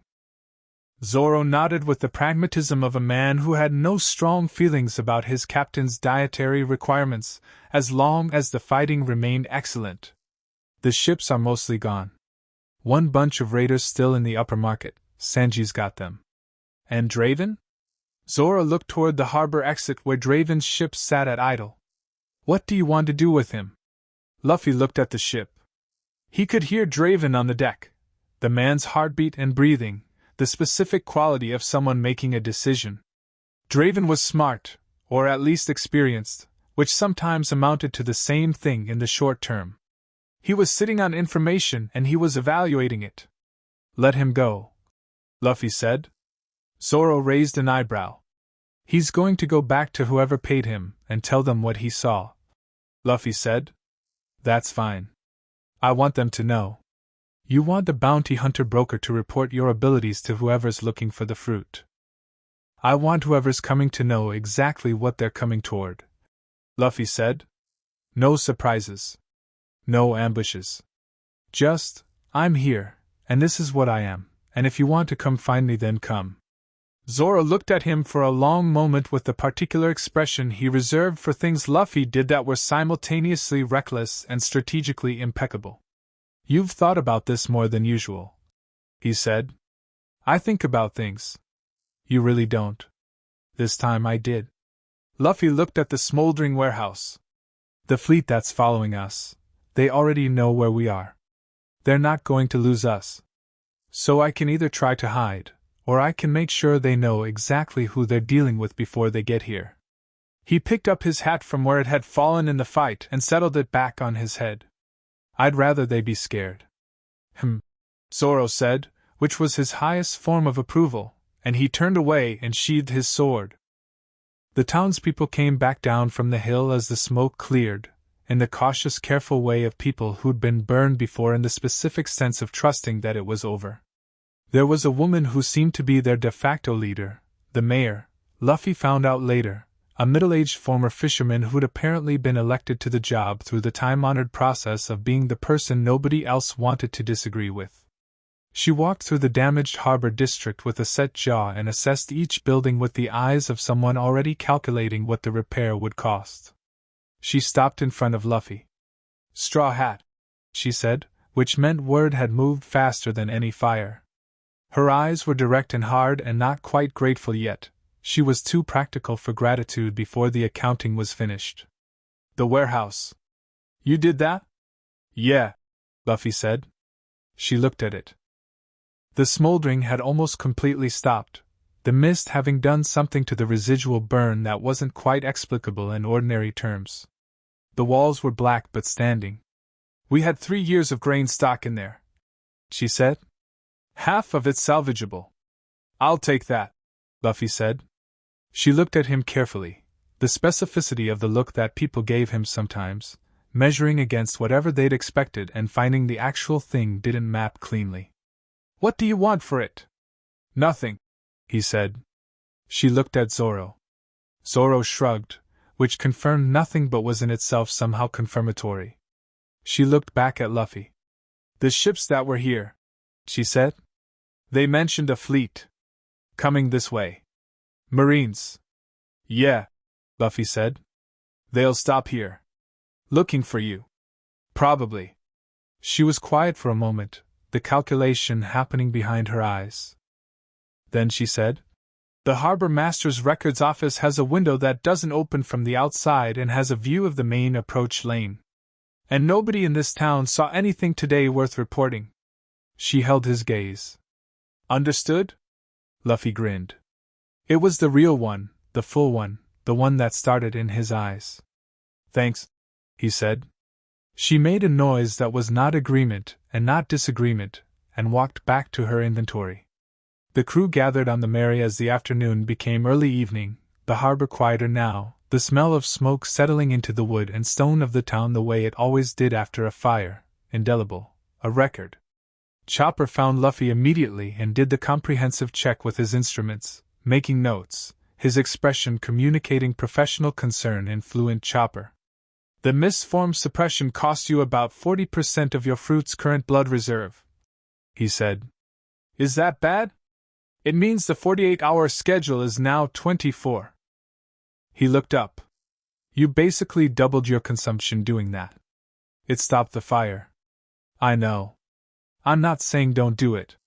I'm saying we adjust. He wrote something down with the focused energy of someone who had accepted the parameters of a very unusual medical case and was determined to manage them excellently. I'll talk to Sanji about dietary iron to supplement. And you need to sleep. I don't really get tired the same way anymore. Luffy said, which was true. The fruit had done something to his fatigue response. The sleep he still needed was shorter and deeper, his body making more efficient use of the downtime. I know, Chopper said. But your crew gets tired. And they'll sleep better if you're not sitting on the prowl all night listening to things. He pointed at the cabin. Sleep. Luffy went. He lay down in his spot on the lower deck, hat on his chest, and he did something he'd been saving. He closed his eyes and let the new senses run freely inward rather than outward, feeling the fruit's presence inside him the way you felt a second heartbeat, deep and patient and very, very old. He thought about Robin's texts and their 400-year gap and the thing that had been on that altar waiting. He thought about what Nami had said. More.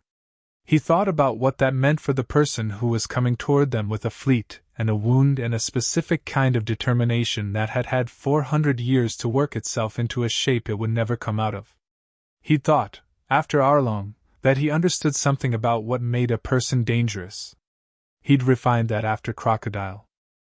He'd refined it again and again, each time finding that the most dangerous people weren't the strongest. They were the ones who had made peace with whatever they were capable of in service of something they were absolutely certain about. The Admiral coming toward him was certain. He could feel it even from here, at the distance where only his most extended senses reached, a kind of certainty that had been forged over a long time at high temperature. That was fine. Luffy was certain too. He was just certain about different things. He went to sleep. He woke up at 3 in the morning to a sound he'd never heard before and couldn't immediately classify, not from the sea, not from the town, not from any of the Mary's familiar infrastructure of creek and groan and current. It was close. On the ship. He was out of his hammock before his eyes were open. Deck. The night was very dark, new moon, the stars covered by a layer of high thin cloud that didn't block light so much as filter it into uselessness. The harbor was black water and black ships and the faint orange of the town's night fires. He stood absolutely still and let his senses do the mapping. 3 people on the ship that shouldn't be there. They were good. He'd give them that. They'd come over the port side without a sound that any normal sleeping crew would have caught, moving with the compressed precision of trained operatives. Marine issue soap and steel. But the soap he'd already learned to identify at 50 meters in a crosswind, and 3 trained operatives could be soundless but they couldn't stop breathing, and breathing had a frequency that his ears had been cataloging long enough to recognize immediately. The closest one was 6 feet to his left. He reached sideways in the dark and his hand closed on a collar, and he held the person off the ground with one hand in the specific casual way that demonstrated force without needing to activate it. The operative made a choked sound. The other 2 froze. "Hi," Luffy said. He could see them, not well, but his night vision had improved considerably since the fruit, and the faint starlight through the clouds was enough to give him shapes and details. All 3 were in dark clothing, no insignia visible, the standard kit for an operation that was designed to be deniable. Young, mid-20s, maybe? Good training in their posture even in compromise. Scared but functional. "You're the Admiral's advance," Luffy said. It wasn't a question. He set the one he was holding down, which was worse in certain ways than keeping him suspended, because it demonstrated that the holding had been a choice rather than a limit. "Were you going to observe or take?" The one he'd set down said nothing. "A marine operation. Silence protocols." "Observe," Luffy said, answering his own question. "He wants to see what I can do before he comes personally." He looked at them, at their faces, at the quality of their fear, which was the real kind, functional and honest, not the performed kind. "Tell him I know he's coming. Tell him I'm not going anywhere." He stepped back to give them the dock. "Go." They went. Over the railing and into the water with barely a sound, and then gone into the dark of the harbor. He heard them reach their boat, small, tied off at the harbor's western edge, a fast scout's craft, and then the quiet splash of oars. He stood on the deck for a moment. From below, a voice. How many? Zoro. Of course, Zoro. 3. Scouts. Luffy leaned on the railing. You were awake. I was sleeping with one eye open, which is different, Zoro said. He appeared at the cabin hatch, swords at his hip even for this. He sent people to look at me, Luffy said. In the night. Before he comes personally. He looked out at the harbor where the scout boat had gone. That's interesting. Most admirals just send a fleet. Most admirals aren't hunting something personal. Luffy turned from the railing. He wants to know what he's dealing with before he's in front of it. That means he's careful. A pause. Or it means he's afraid. Admirals don't get afraid. Everyone gets afraid, Luffy said. They just decide different things about it. He stretched, and the harbor and the dark water and the sleeping town were all around him, and he looked at the eastern horizon where in 2 days or less a fleet would appear, and he felt entirely, perfectly ready. Go back to sleep. I wasn't sleeping. Go back to not sleeping somewhere more comfortable, then. Zoro made the sound that was his version of a laugh and disappeared below. Luffy stayed on deck until the clouds began to break, and the starlight came back, and the sea was itself again, wide and dark and full of everything. The scout boat was already beyond hearing range, carrying its report back toward a fleet and a man with a wound and 4 centuries of patience toward an island that had no idea what was coming. Luffy sat on the prow. He thought about the fire he'd stopped, and the mist that had stopped it, and the look on the mayor's face, and the girl feeding pigeons, and the 3,000 people in Revan who were sleeping without looking over their shoulders tonight. He thought about the fruit's weight inside him, old and patient and enormous, and how it had been waiting on that altar for exactly the person who would use it the way he was going to use it. Not for domination. Not for fear. The sea was quiet around the Mary, and the town of Taro breathed behind him in its sleep, and the stars were out now, and Monkey D. Luffy, Rubberman, Vampire, future king of the pirates, watched the horizon and smiled. Chapter 4. What the Blood Remembers. The man's name was Corvin. Luffy didn't know that when he found him. He found him the way he found most things now, through his senses, which had developed the habit of reporting everything whether he asked them to or not. The smell of blood first, then the specific low frequency of a heartbeat that was working too hard for too little result, the biological arithmetic of a body that was losing the argument it was having with itself. He was in the burnout eastern edge of Taro's harbor district, in the gap between 2 warehouses that the fire hadn't reached, sitting against the wall with his legs extended and one hand pressed to his side. He had a raider's insignia on his belt, iron-tied, the same group as Moro's people in Revan, though this wasn't Moro's crew. A different branch, maybe? The kind of organization that had fingers in multiple ports. He was dying. Not dramatically, not in the way stories usually killed people, with speeches and significance. Just the quiet technical process of a body running out of what it needed to continue, the tide going out. Luffy crouched in front of him. The man opened his eyes, mid-40s, broad face, a scar that went from his left ear to his jaw. His eyes were dark and very clear in the way eyes got sometimes when the body stopped having enough energy to maintain the everyday clouding of thought. He looked at Luffy without any particular emotion. "Straw Hat," he said. His voice was a working voice, reduced to what it absolutely needed. "Yeah," Luffy said. He looked at the hand pressed to the wound. Internal, probably. The fight in the harbor had been chaotic enough that this could have happened anywhere in it, and the man had been smart, or stubborn enough to find somewhere quiet to sit it out. "Do you want me to get my doctor?" The man's eyes moved, a quick assessment, honest about its conclusion. Wouldn't matter. A pause for breathing. "How long have you had it?" "A few days," Luffy said. A sound that might have been a laugh. "Figures."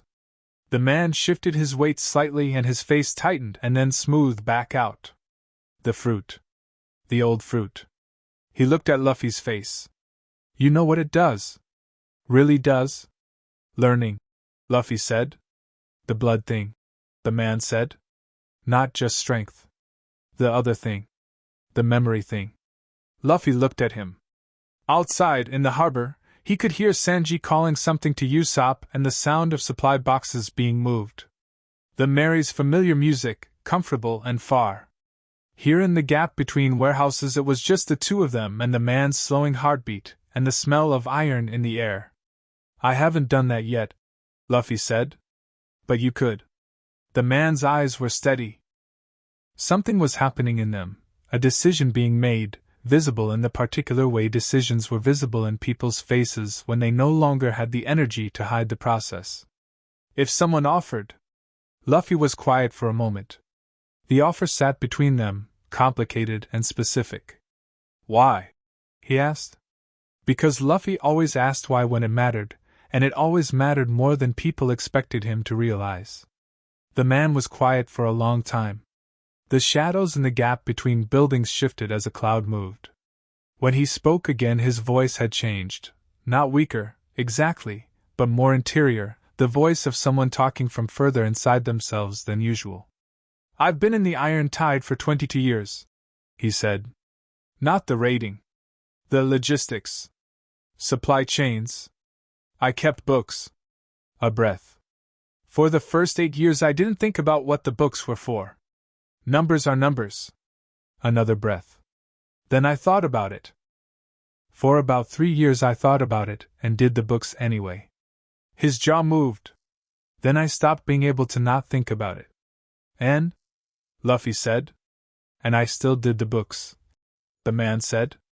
For another 11 years. He said it with a flatness that was its own kind of precise honesty, not self-pity, not excuse-making, just the accurate account of what a person could rationalize when the rationalizing was the only weight keeping them above the surface of something deeper they didn't want to look at. I have a daughter, he said. 17. Her mother died 6 years ago. She lives with my sister in South Blue, near Cider Island. She doesn't know what her father does. A pause. She thinks I work merchant shipping. Luffy looked at him for a long time. I'm not asking you to forgive me, the man said. I'm asking you to. He stopped. Tried again. There are books. Actual ledgers. I've kept copies. Locations of depots, names of captains, supply routes, records of every tribute extraction from every port the Iron Tide runs. If someone had that. He looked at Luffy steadily. If someone with the fruit had that, they'd carry it. In the blood. And they'd know everything. You want me to take it? Luffy said. I want someone to have it who'll do something with it. The man said. And I don't have time to write it down. The harbor sounds had gone distant. The world had narrowed to this specific problem, this specific person, and the decision that was sitting between them as real and heavy as the stone wall at their backs. Luffy had never thought about this part of the fruit carefully. Robin had described it, the memory access, the way consuming someone's blood gave temporary entry to what they'd experienced. He'd filed it as a thing that was possible without examining what it actually meant to do it. What it cost. It's going to be okay, Luffy said, which had nothing to do with the ledgers and everything to do with the man in front of him. The man looked at him. My daughter, she's going to be fine, Luffy said, and the strange thing about it was that it wasn't comfort, it wasn't a script, it was just Luffy saying something true from a place that didn't equivocate. He didn't know the girl and he didn't know South Blue or Cider Island and he had no mechanism for guaranteeing any of it. But he said it the way he said everything he was certain of, with the completeness of someone whose certainty was a different kind of thing than optimism. The man looked at him for a long moment. Then he removed the hand from his side. Luffy took it. He didn't know quite how to do this part. It wasn't like the misform, which had been instinctive and physical. This was something else, something that required the fruit's deepest mechanism, the old and specific thing that the previous user had apparently wielded and that had made 7 island nations and 400 soldiers decide that removal was the only option. He held the man's hand and he felt the fruit reaching, not from him outward but through the point of contact inward, like a key finding a lock it was made for. He tasted blood, just a trace, just what was already on the surface of the man's palm where he'd pressed it to his wound, and then, everything happened at once. Not the linear way memories usually came when someone told you about them. Not narrative.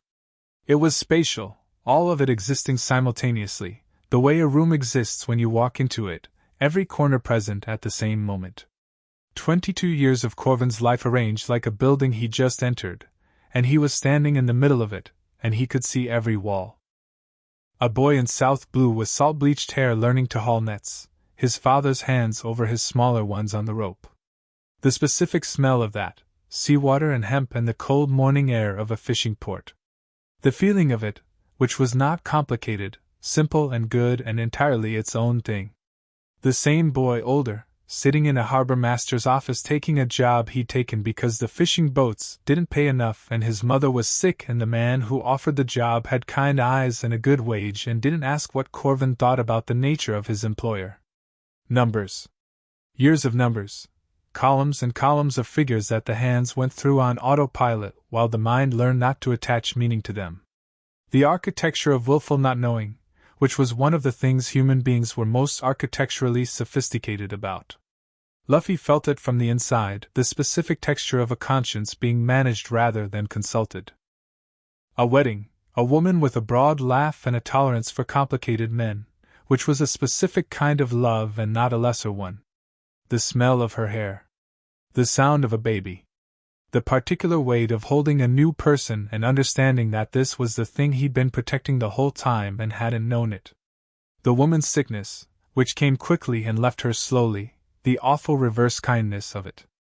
Corvin sitting in a hospital room running numbers in his head not because he was callous but because numbers were the thing he knew how to do when everything else was incomprehensible. Calculating what it cost. Calculating what the job would need to pay. Making the decision that had already been made and simply agreeing to it formally. The daughter, 17, dark hair, studying at a school that was better than anything Corvin's own family had afforded, because the numbers had provided for it.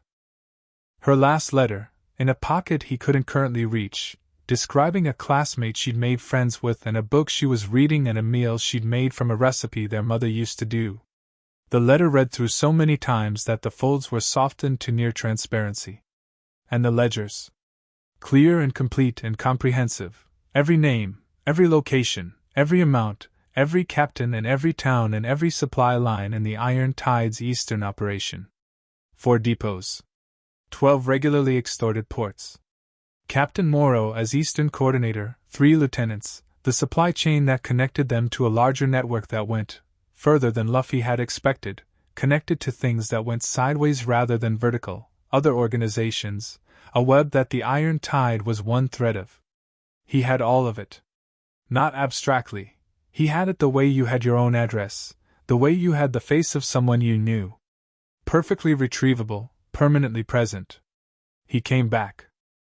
He was in the gap between warehouses and his hand was still holding Corvin's and a sound was coming from somewhere nearby that it took him 3 seconds to identify as his own breathing, which had gone rough without his noticing. He was on one knee, he realized. He'd gone to one knee at some point during it and hadn't registered it. He looked at his hand. Then at Corvin. The man was watching him with eyes that were fully open and completely quiet. "You got it?" he asked. "Yeah," Luffy said. His voice came out different than he'd expected, lower, slower.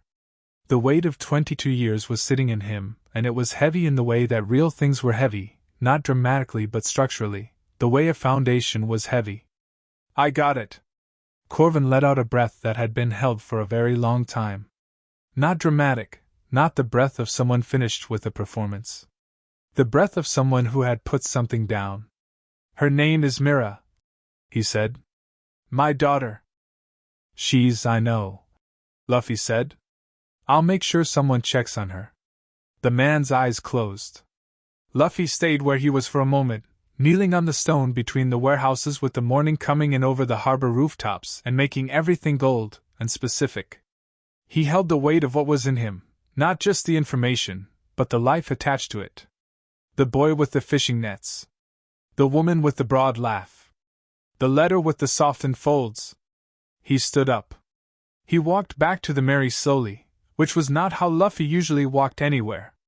His hands were in his pockets and his eyes were on the ground, and he was thinking, which was also not normally how his walks went, but the 22 years had given him something to think about that required the full measure of his attention.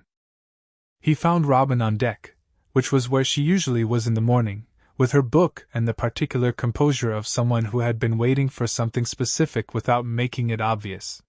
She looked at his face. "The blood memory," she said quietly. "Yeah." He sat down across from her. The harbor was waking up around them, sounds of commerce and repair from the town, the smell of breakfast somewhere. He looked at his hands in his lap.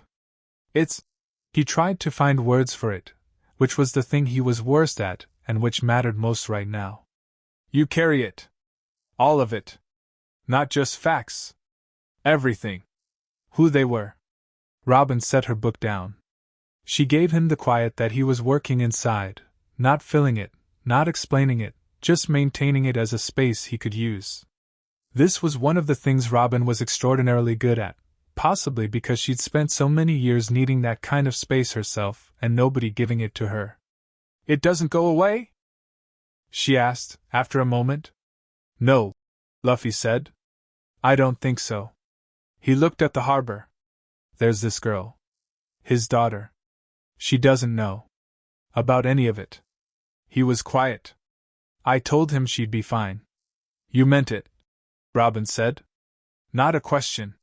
"Yeah." He meant it the way he meant everything he said with certainty, which was completely and without reservation. Whatever that required, he would find a way. It wasn't a calculation. It was just Luffy. "And there's information. About the Iron Tide. A lot of it." He looked at Robin directly. "You should know what I know." They spent an hour going through it, Luffy recounting what the blood memory had given him, Robin writing with rapid precision, the map of the Iron Tide's eastern operations taking shape on paper as Luffy described it from the inside of Corvin's memory. She asked clarifying questions in the focused way she had when information was being transferred and the transfer needed to be perfect, and Luffy answered them with the same clarity, finding the details when she pointed at the gaps, the blood memory accessible and complete. By the end, Robin had 4 pages of notes, and the expression of someone who has found that a tunnel goes much further than expected. "This connects to 3 operations I was already tracking," she said. "If we share this with the right people, we will," Luffy said. She looked at him. "You're different today." He didn't argue it.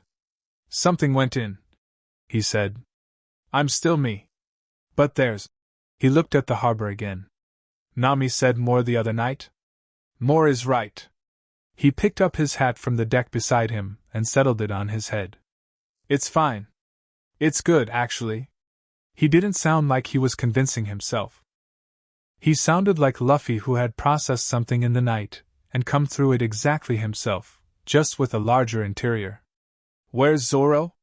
"Still asleep," Robin said, which meant it was before noon.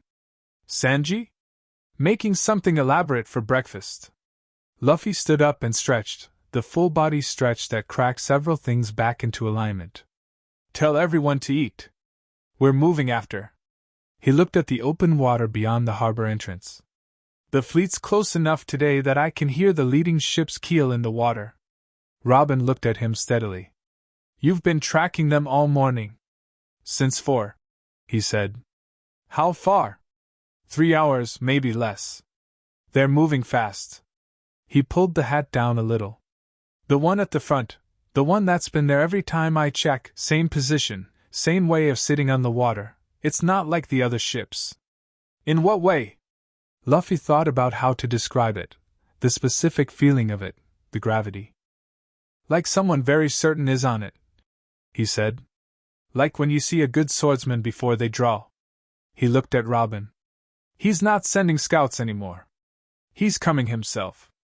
Robin held his gaze for a moment. "Are you ready?" "I'm not the one who needs to be ready," Luffy said, and the corner of his mouth lifted, and he went down to the galley for breakfast. Sanji had made something that used every technique he had, which was what he did when he knew a significant day was happening and wanted to give the crew the best possible foundation for it. The table was crowded and loud, and Usopp was already in the middle of an elaborate account of the previous day's fighting that had elevated his role substantially from its actual dimensions, and Chopper was listening with complete sincerity while eating at 4 times his normal rate, which was impressive given his size. Luffy sat down and ate 4 servings of everything. The food tasted better than it had before the fruit, not because Sanji had changed, but because the fruit's heightened senses found more in everything, layers of flavor and texture that ordinary perception missed. He told Sanji this once, and Sanji had gone through 3 separate emotional states in about 15 seconds, and then gone back to cooking with an intensity that suggested the information had been motivating. "We moving?" Zoro said, appearing at the table with his swords and the forward-weighted posture that meant he'd been awake long enough to be oriented. "After this," Luffy said. "Running or standing?"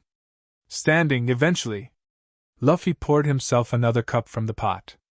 "I want open water when it happens. Not a harbor." "Why?" Nami said from across the table, the word carrying the 3-dimensional quality of a navigator who was already doing the math on whatever the answer would be. "Because what I can do." He thought about the fire, about the mist, about what the blood memory had opened up in terms of understanding the fruit's range. He was learning more every day, the powers developing the way muscles developed, through use and stress and the discovery of where the limits actually were rather than where he'd assumed they were. "Some of it needs space," he said. "And I don't want to wreck a harbor we've already used." Nami looked at him with the expression of someone recalibrating. "The log poles will be set by midday," she said. "I want to be well clear of the scatter before the fleet gets here. Open water, northwest heading, and we choose our ground." "Good," Luffy said. "Where's open water that I can use?" She thought about it, and Luffy watched the navigator's version of thought happen, which was extraordinary, the mental map rotating and comparing, weather and current and depth and distance all running simultaneously. "There's a stretch about 6 hours northwest," she said. "The Karan Flats. Deep shelf, clear bottom, minimal traffic. The kind of place that's boring when nothing is happening." "Sounds perfect," Luffy said. "It's also the kind of place where a naval engagement would be completely visible from any ship in the area," Nami said. "Also perfect," Luffy said. She looked at him for the specific amount of time it took to decide he meant it. "You want witnesses." "I want the world to see what happens when someone comes after us," he said, with the simplicity of someone stating navigation coordinates. "Witness it. Report it. Let it be a thing that happened and that everyone knows happened." He looked at his crew around the table, Zoro quiet and certain, Sanji with his cigarette and his absolute readiness, Usopp whose eyes had gone from entertained to something more serious in the last 60 seconds, Chopper holding his medical bag because he'd brought it to breakfast, Robin with her small closed smile, Nami with her practical gaze that was slowly arriving at the same place his was. "We're not hiding. We never hide." They left Taro at noon. The mayor was on the dock as they cast off, not waving, not performing anything, just standing there with her hands clasped behind her back and watching the merry go the way people watch things they'd made a bet on. Luffy looked back at her from the prow. She gave him the smallest of nods, the kind that contained a sentence. The Mary cleared the harbor entrance, and the sea opened up around them, wide and blue and exactly itself, and behind them the smoke-marked town of Taro got small and then became the line of the coast and then became horizon. The fleet appeared an hour later.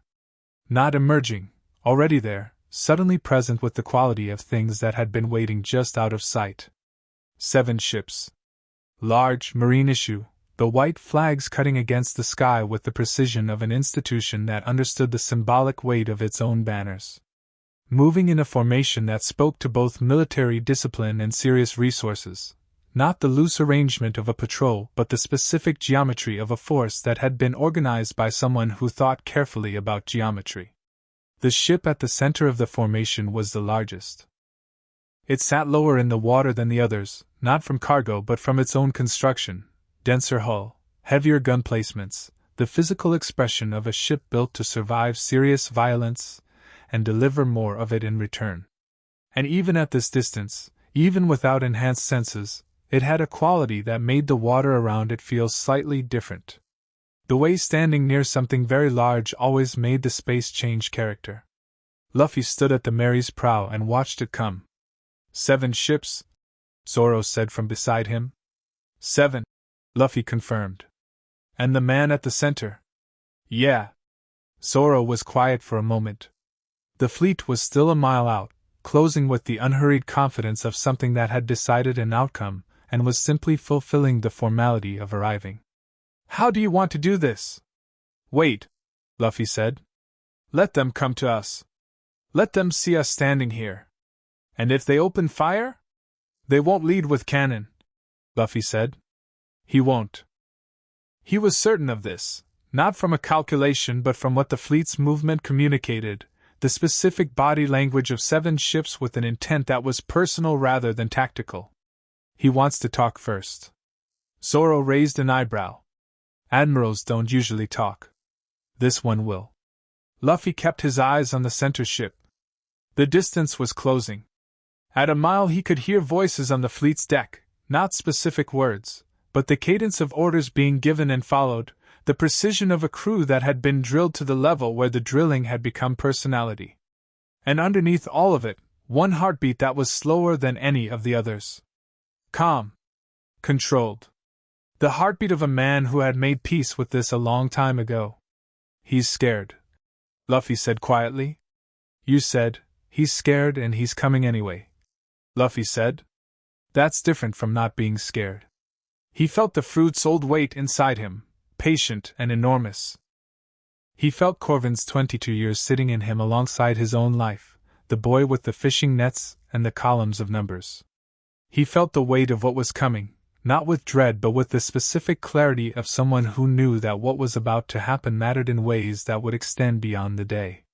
The fleet's leading ship fired a signal flare, red, which meant identify yourself, which was the maritime protocol of an institution that followed its own procedures even when the procedures were somewhat beside the point.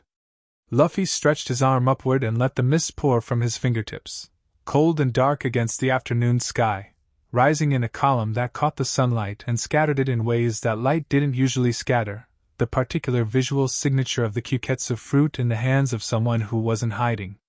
On the center ship's deck, half a mile away now, a figure appeared at the bow railing. Luffy couldn't see his face yet. But he could feel him, the weight of him, the density of a person who had become something very specific over a long period of time, shaped by grief and certainty, and the specific kind of discipline that only came from having decided something permanent. The figure stood at the railing and looked at the mist rising from Luffy's hand. And then, across the half-mile of open water between them, in the direct still afternoon air over the Karan Flats, a voice carried. Monkey D. Luffy. Not a question. Not a preamble. Just a name, said in the voice of someone who had been carrying it for some time. Luffy dropped the mist. He cupped his hands around his mouth. Yeah, he called back. Who are you? A pause. Then, Admiral Vance Callow. Marine Headquarters. And there it was, the name that Robin hadn't been able to find in her texts, arriving in the afternoon air over open water with the particular weight of a thing that had been waiting for this specific moment to announce itself. Luffy felt the crews shift behind him, the collective recalibration of people who had been braced for something large and had just been given its name. He lowered his hands. Callow, he said, to no one in particular. You've heard of him? Nami said quietly. No, Luffy said. But I know him. He touched his chest once, lightly, where the fruit sat.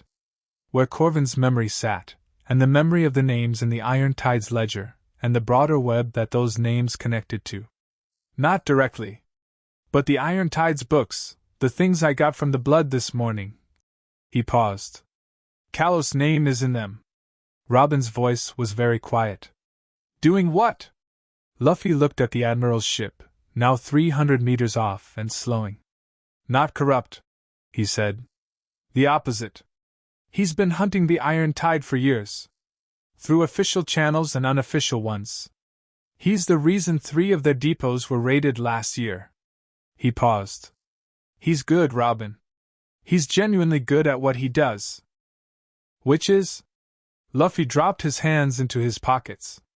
The fleet was fanning out on either side of the Mary, not aggressively, but occupying the space in the particular way of people who understood how to use it.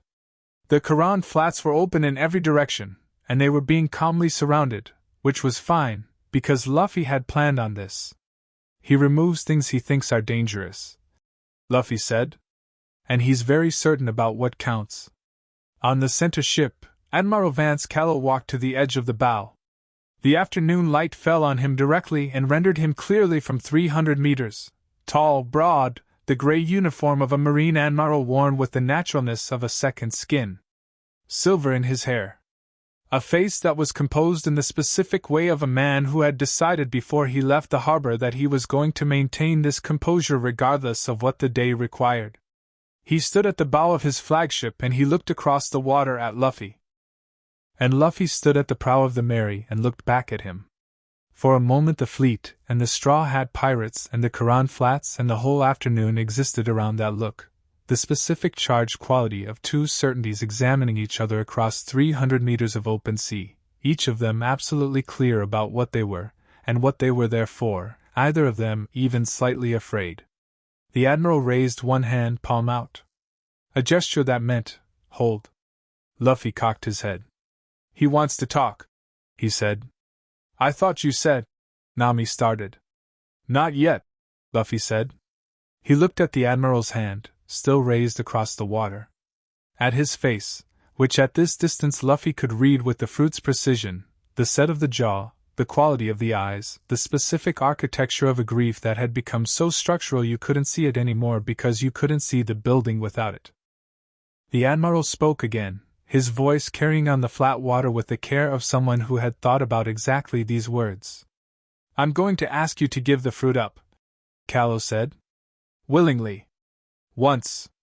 A pause. That's not a threat. It's a courtesy I decided to offer before anything else happens. Luffy was quiet for a moment. Behind him he heard Zoro's weight shift forward and shift back, the decision to move and the decision to wait, contained in a single controlled breath. Why? Luffy called back. The word went across the water and landed on the Admiral's deck, and the man absorbed it without any physical change. He was quiet long enough that the only sounds were the sea and the creak of rigging and the distant cry of a bird somewhere above the scatter.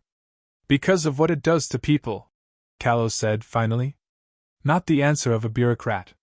Not the answer of an official following policy. The answer of a man who had learned something the hard way and hadn't been able to put it down. I watched what the previous user became. Someone who had been. The word he chose was careful. Someone who had been good. Before. And you think it'll happen to me? Luffy said. I know what the fruit is, Callow said. What it offers. What it costs. Luffy looked at his hand, the hand that had held Corvin's, that had carried a man's 22 years inside it since morning, that had poured mist over a burning town and stopped a fire with nothing but cold intention. He thought about the hunger that Chopper managed with a schedule and a clay bottle and medical notes. He thought about how none of it had changed the thing that was most essentially him, the direction he faced, the things he moved toward. No, he said. The Admiral's hand came down. That's what I thought, Callow said, and his voice had changed, not harder, not colder, but more settled. The voice of a man who has done the courtesy, and has now transitioned fully to the thing that comes after. Then I'm going to take it. Luffy pulled his hat down, grinned, and the Karan Flats caught the afternoon light across the open water, and the world prepared itself for what was coming. You can try, Luffy said. Chapter 5. The Admiral's Tide. The first cannon wasn't from Callow's ship. It came from the eastern flank, one of the 6 escort vessels, a warning shot that crossed the Mary's bow and raised a column of white water 30 feet ahead of them, the Marine way of saying this is your last chance to reconsider in a language that didn't require words. Standard procedure. The kind of thing that happened automatically when an admiral gave the order to engage, handled by a crew that had trained the hesitation out of themselves. The Mary rocked in the shot's wake. "Evasive," Nami said, and Sanji had the tiller before she finished the word, the ship swinging hard to port in the specific responsive way it did when its crew stopped treating it like wood and rope and started treating it like something alive. "They're going to bracket us," Zoro said. He was on the deck with all 3 swords out, which was Zoro's version of standing at attention. 6 ships that formation. They closed the gap at the same rate from 3 sides. "Let them," Luffy said. He was still at the prow. He hadn't moved since Kalos' last word crossed the water and the shooting started. His hat was pulled low and his hands were loose at his sides, and he was looking at the center ship, Kalos' flagship, which had not fired and showed no immediate intention of firing, which was its own kind of information. The Admiral was letting his escort do the pressure work, keeping himself back. Watching. "You want to see what it does," Luffy thought. "Fine. Watch." "Usopp," he said. "Already loaded," Usopp said, from the railing with his slingshot and an expression that was trying for confidence, and landing about 60% of the way there, which for a dangerous situation was actually an impressive performance. "Don't hit the sailors," Luffy said. "Hit the ships." He looked at the eastern flank vessel, which was completing its turn to close the bracket Zoro had mapped. "The rigging on that one. Take it down." Usopp's eyes did a rapid calculation.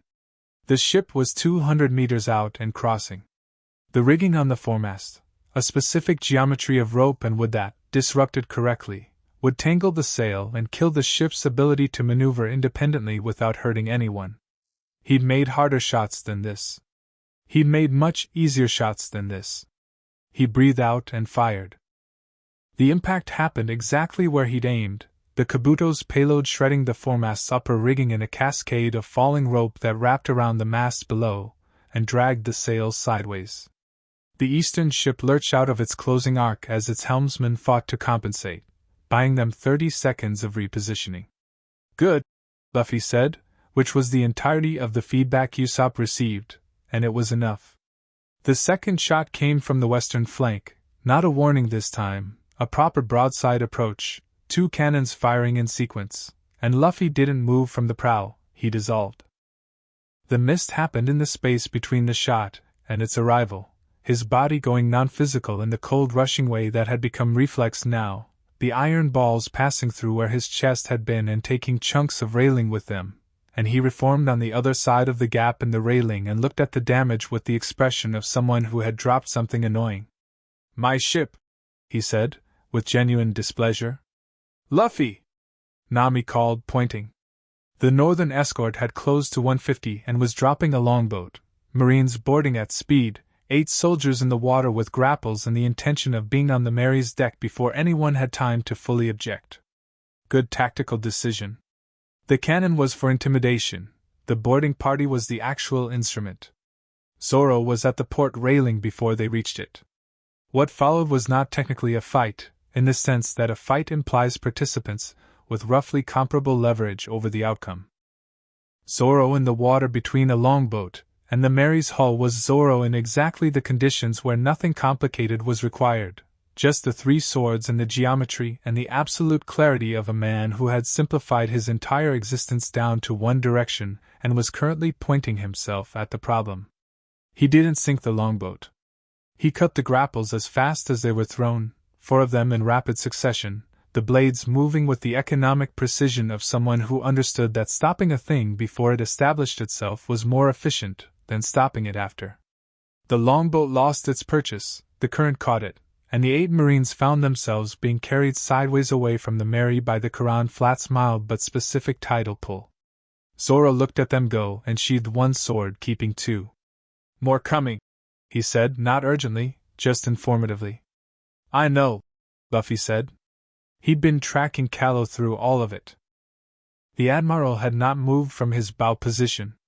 He was watching the engagement with the specific attention of someone who was learning as much as directing, cataloging each thing Luffy did, each choice, each use of the fruit, and processing it with the unhurried thoroughness of a man who had spent decades making very high-stakes assessments, and had learned that the assessment was worth the time it cost. Luffy understood this. He was doing the same thing in the opposite direction. The fruit was running through him with full presence now, the senses were enormous, the mist was ready, the deep layer resource that Chopper monitored with his clipboard and his careful eyes was at capacity from last night's top-up. He felt the range of what he was, the full inventory of it, and it was considerable. But Callow hadn't moved yet. The escort ships continued their work, pressure from three sides, cannon fire aimed at disabling rather than destroying, the boarding attempts cycling through with the persistence of an institution that understood attrition.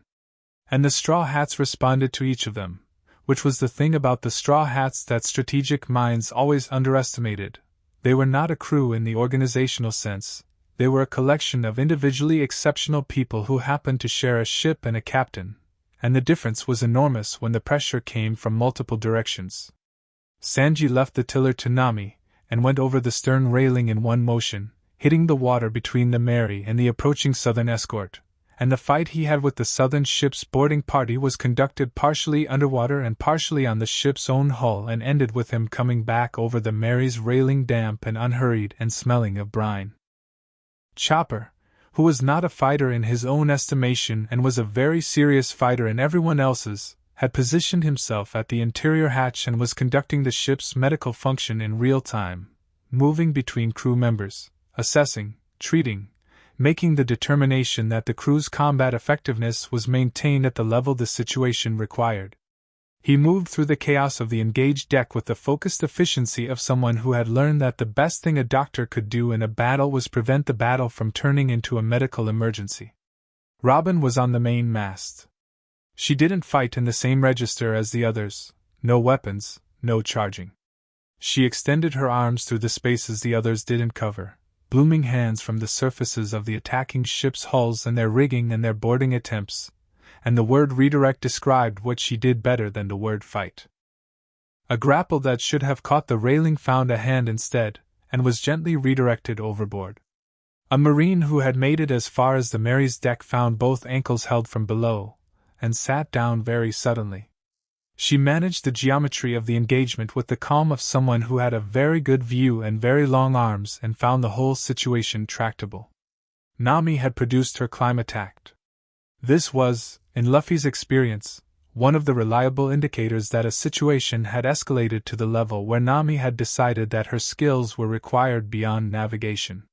The climax in Nami's hands was not a navigational instrument, it was a weather weapon, and she used it with the precise ruthlessness of someone who had grown up in a world where every advantage had to be found and extracted from the environment rather than given. 3 ships on 3 sides found their sails suddenly, violently full of wind going the wrong direction, and the formation that Callow's escort had maintained with such discipline for the last 20 minutes began to destabilize. The Admiral watched all of this. He was still at his bow. Luffy watched him watch it. He felt something building in the air between the flagship and the Mary, not the cannon and the boarding and the tactical pressure, which were background at this point, but the specific tension of a conversation that hadn't started yet, and both participants knew it. He stretched his arm to the flagship's railing. The distance was 70 meters. His arm crossed it in the particular effortless way that still made people who hadn't seen it before do a very specific double-take, the rubber elongating silently, reaching the railing, and then Luffy's body following it with the controlled acceleration of someone who had been doing this since he was 7 and had gotten very good at the landing. He hit the flagship's deck with both feet and stood up. The crew around him reacted instantly, weapons drawn, the 20 Marines on deck moving to positions with the speed of people who had trained this response until it was automatic. Luffy looked at them without any particular expression and held up one hand. "I'm here to talk to Callow," he said. Nobody lowered a weapon. "It's all right," said a voice from the bow. The Admiral had turned around. Up close, 10 meters away on his own deck, Callow was different from the impression his silhouette had given. He was in his 50s, and the career was in his face not as damage but as depth, the specific texture of a person who had been through enough that it had settled into something solid rather than sharp. His eyes were gray, or close to gray, the color of sea water on an overcast day. He carried no weapon that was visible, which meant either he considered the ship's complement sufficient, or he didn't need one and knew it. He looked at Luffy with the directness of someone who had decided a long time ago that looking away from things was more dangerous than looking at them. "You came," he said.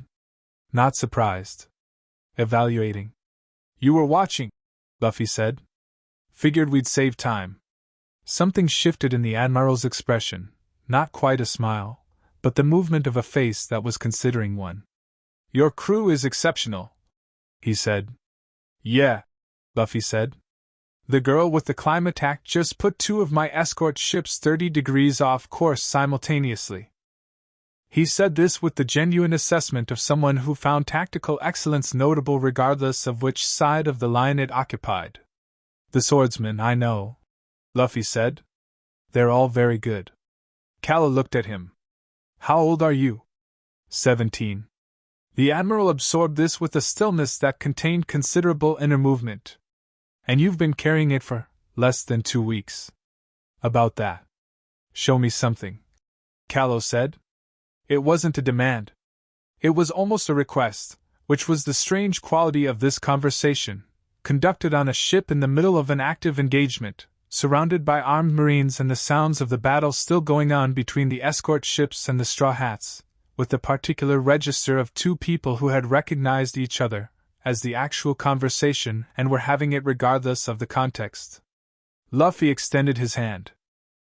The mist came, not the flood of it, not the firefighting volume, just enough to demonstrate the character of it. Cold and dark and specific, pooling around his fingers and drifting in tendrils that caught the afternoon light and scattered it in ways that normal fog didn't. He let it run for 3 seconds and then pulled it back. Calla had watched every millimeter of it. "The previous user," he said, "used that to destroy a city?" He said it the way you said a fact you had recited many times, the kind of fact that had been recited until it was smooth, no roughness left on it.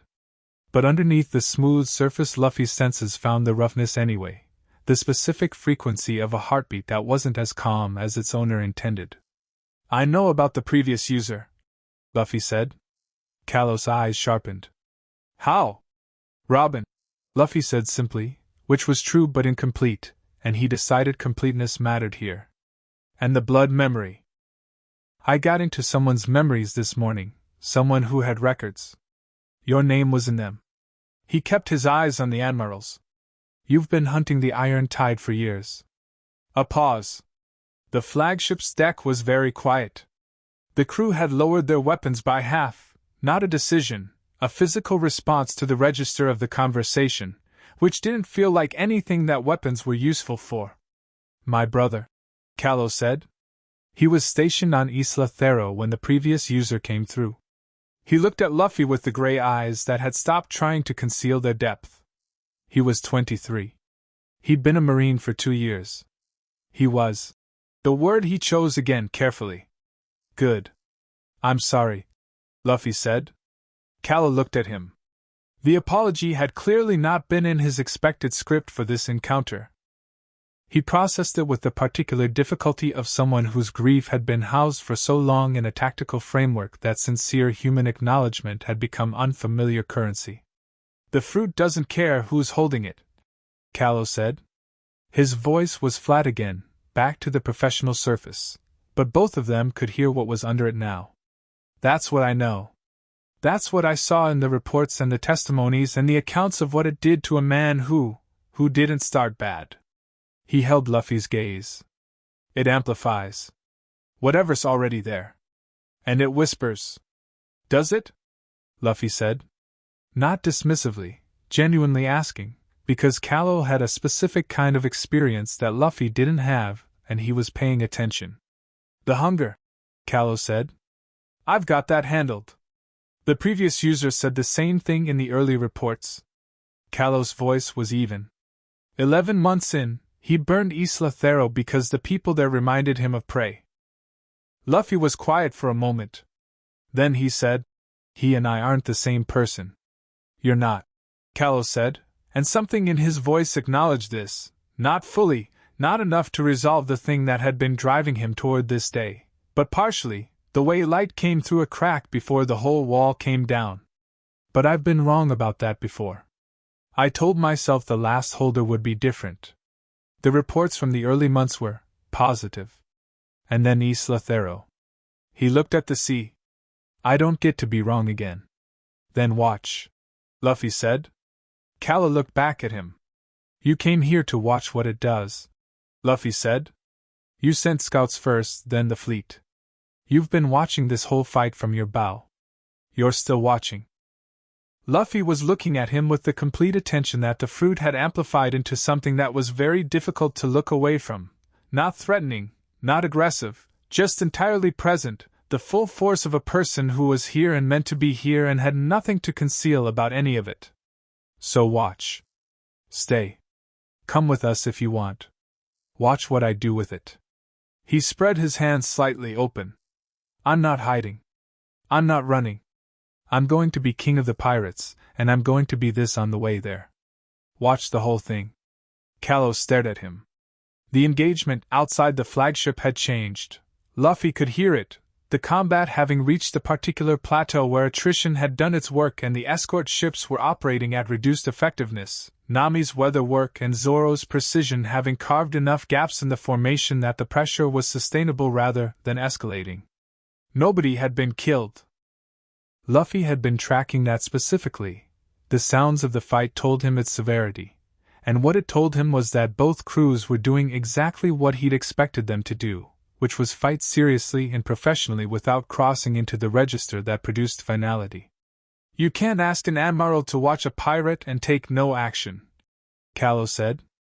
I'm not asking you to take no action, Luffy said. I'm asking you to watch what the action is before you decide whether it needs stopping. Callow was quiet. Then he looked at his deck crew. All ships stand down, he said. The order went out on a signal flare, green, then green again, and the sound of the engagement changed with the specific abruptness of professional combatants responding to a clear command. The escort ships pulled back.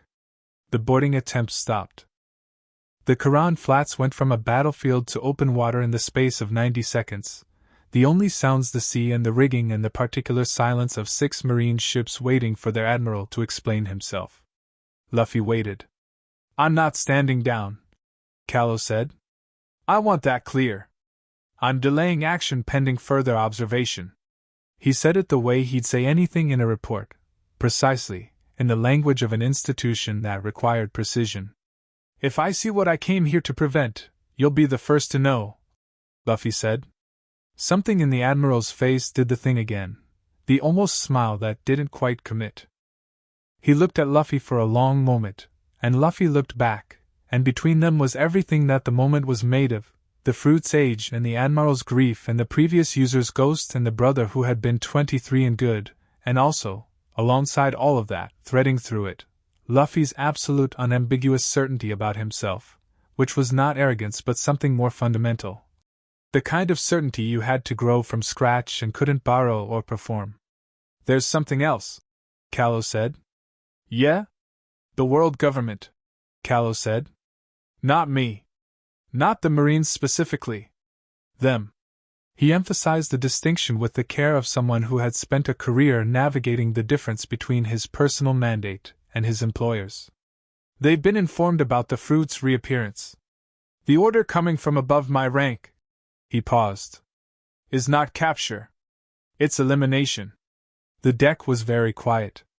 Of the fruit? Luffy said. Of everything attached to it, Callow said. Fruit cannot be extracted from a living user. Luffy held his gaze. I didn't come here to execute a 17-year-old, Callow said, with the flatness of something that had been decided before he left the harbor, before he gave any order, before the first signal flare. That is not what I do. He looked at the sea. But what comes after me will carry different orders and will carry them without the conversation we just had. How long? Luffy said. I can file a full engagement report that requires counterintelligence review before additional forces are authorized, Callow said. That gives you, he calculated, 3 weeks. Perhaps 4. That's enough, Luffy said. For what? For whatever needs to happen in 3 weeks, Luffy said, with the complete equanimity of someone for whom this was an entirely satisfying answer. Callow looked at him. You're not afraid, he said, and this time it wasn't an assessment, it was closer to observation, the kind of observation that contained a personal response he was choosing not to elaborate. No, Luffy said. The previous user was a different person, Luffy said, with different things inside them. Whatever the fruit amplifies. He looked at his hand, where the mist had run and the cold had lived. It amplifies what's there. And what's there in me isn't going to burn anyone's town. He looked at the Admiral. You know that. You saw it. You've been watching since the scouts. Callow held his gaze for a long time. The fleet sat around them on the flat water, enormous and patient, waiting for an admiral's direction. The information you got from the blood memory this morning, Callow said. About the Iron Tide. You want it. It would close an investigation that has cost this division. He stopped. Reframed. It would put an operation to rest that has been running for years. Luffy looked at him. He thought about Corvin, the boy with the fishing nets, the columns of numbers, the letter folded soft. He thought about Mira, 17, near Cider Island in South Blue, who was going to find out soon about her father's work and would need something from the world around her to be better than the things she found out. Robin has the notes, he said. She wrote them down this morning. He paused. There's a girl. 17. Cider Island, South Blue. Her name is Mira. Her father was in the Iron Tide. He died this morning. He gave me the information. He held Callow's eyes. Make sure she's all right. Something moved through the Admiral's face, a shift in the architecture, something adjusting behind the gray eyes. He looked at Luffy with the specific expression of a man recalibrating against something he hadn't expected and couldn't quite categorize. I'll make sure, he said. Then we've got a deal, Luffy said. He turned and stretched his arm back to the Mary's railing and let his body follow the arc of it, landing on his own deck and straightening up and turning to face his crew. They were looking at him with varying intensities of the same expression, the one that was somewhere between what just happened and we are absolutely behind whatever just happened, the crew's particular brand of trust that wasn't blind but wasn't conditional either. It occupied a category that didn't have a standard name because it only existed in very specific arrangements of people. We're leaving, Luffy said. Nami, the course from earlier. The northwestern heading. We're just leaving? Usopp said. They're right there. They're standing down, Luffy said. For now. For now? Usopp. He looked at him. Get the rigging. Usopp got the rigging. Sanji went back to the tiller. Zoro sheathed his third sword. Chopper appeared from the interior hatch and did a rapid sweep of the deck, assessing, his clipboard moving. Nami adjusted her log pose and began calculating headings with the focused intensity of someone who had a 3-week window and intended to maximize every hour of it. Robin came down from the mast and stood beside Luffy as the Mary caught the wind and began to move. The Admiral, she said quietly. Your assessment? Luffy looked back at the flagship, which had not changed position and showed no sign of following. Callow had returned to his bow railing and was watching the Mary go, which was what Luffy had expected. He was still watching. He would watch until they were out of sight. He's going to file that report, Luffy said. Exactly like he said. You trust him? Luffy thought about it honestly. The gray eyes, the composed face, the grief underneath that had never stopped being grief even after it had been turned into a career. The difference between a man who followed orders and a man who had decided what orders meant and what they didn't. Yeah, he said. Not because he likes me. Because he's the kind of person who does what he says he's going to do. He paused. Same as me. Robin looked at him with a closed smile. That's a generous reading of someone who just tried to sink our ship. He wasn't trying to sink it, Luffy said. He was trying to take the fruit. He touched his chest. And he could have pressed harder. He had 7 ships and an admiral's authority. He chose not to. He watched the flagship getting smaller behind them as the Mary's speed picked up on the northwestern current. That's not nothing. Robin was quiet for a moment. The world government's order, she said. Elimination. I know. 3 weeks is not very long. No, Luffy said. But it's what we have. He looked forward, at the horizon, at the wide stretch of the Karan Flats opening into the deeper Grand Line, at the course Nami had plotted with her 3-week window and her practical eyes and her absolute determination to make the most of every degree of heading. The sea went on, and it was enormous, and it was theirs. He thought about Corvin's 22 years sitting in him, warm and specific. He thought about the fire in Taro and the mist that had stopped it. He thought about Revan and the 3,000 people sleeping without looking over their shoulders. He thought about a girl named Mirren near Cider Island who was going to be alright because an admiral had given his word to a pirate in the middle of an engagement on a flat sea, which was either the strangest deal ever made or perfectly ordinary, depending on what you knew about how Luffy worked. Oh, he called back. Zoro looked up from the railing. We're good, Luffy said. Zoro looked at him for a moment with the dark eyes that missed nothing. Then he turned back to the water and said nothing, which was what Zoro said when he agreed completely. The flagship was a white shape in the distance now, barely visible. Luffy watched it until it wasn't visible anymore, and then he watched the place where it had been for a moment, and then he turned forward and didn't look back.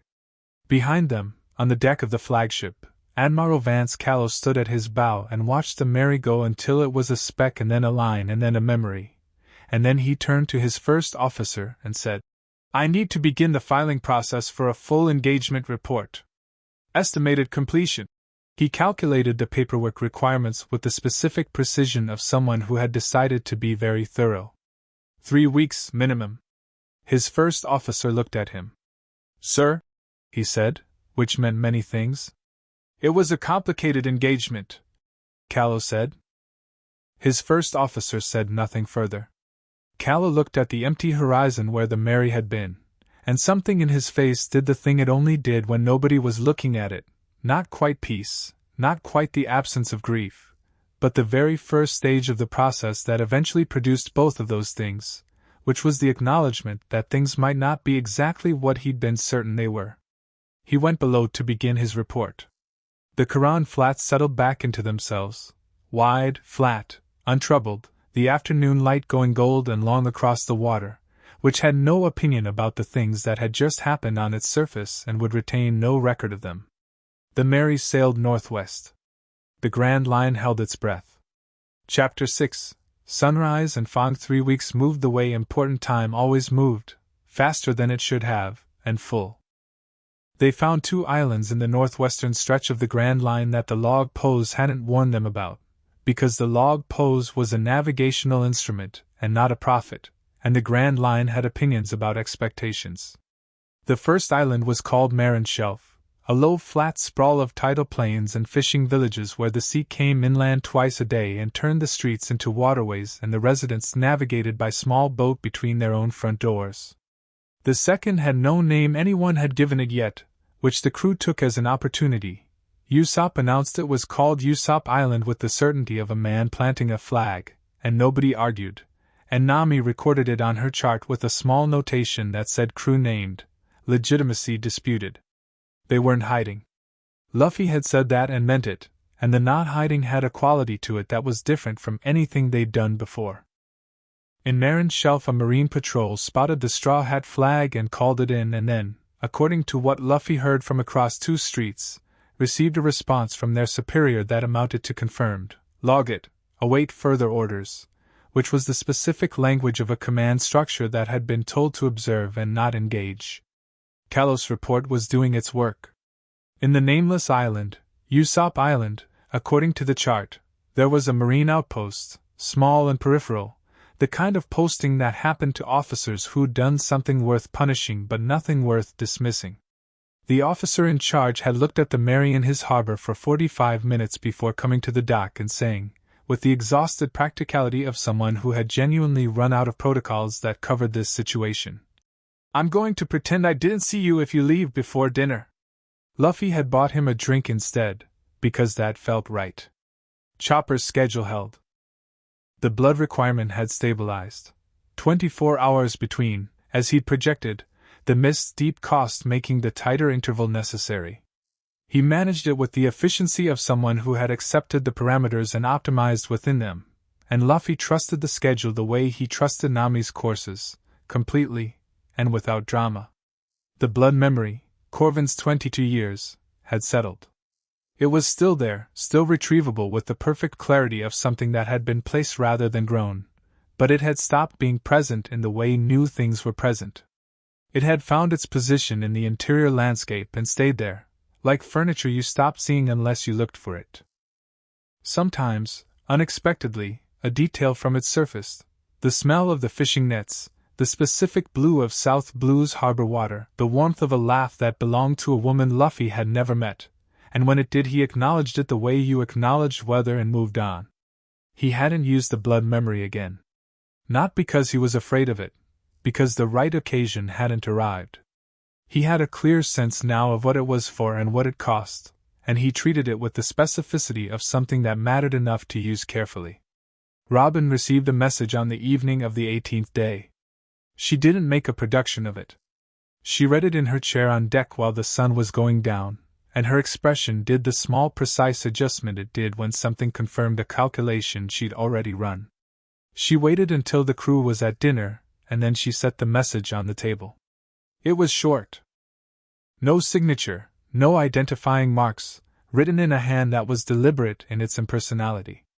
4 sentences. The Iron Tide's eastern network has been closed. 4 depots, 12 extraction ports, all simultaneously, coordinated action across jurisdictions. The information from your source was complete and accurate.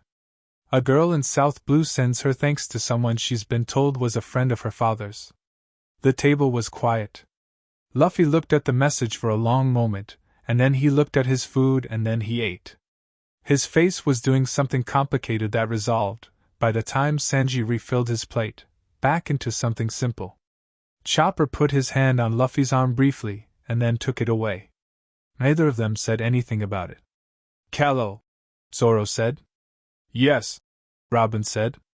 "He moved that fast." "He had everything he needed," Robin said. "He'd been building this case for years. Our information was the last piece." She looked at Luffy. "He kept his word." "I know," Luffy said. Usopp was looking between them with the expression he wore when the math was resolving into something bigger than he'd initially calculated. "So, the admiral that tried to sink us is now, what? An ally?" "No," Luffy said. Not enemy? A person who does what he says he'll do," Luffy said, which was exactly what he'd told Robin and which was still exactly right.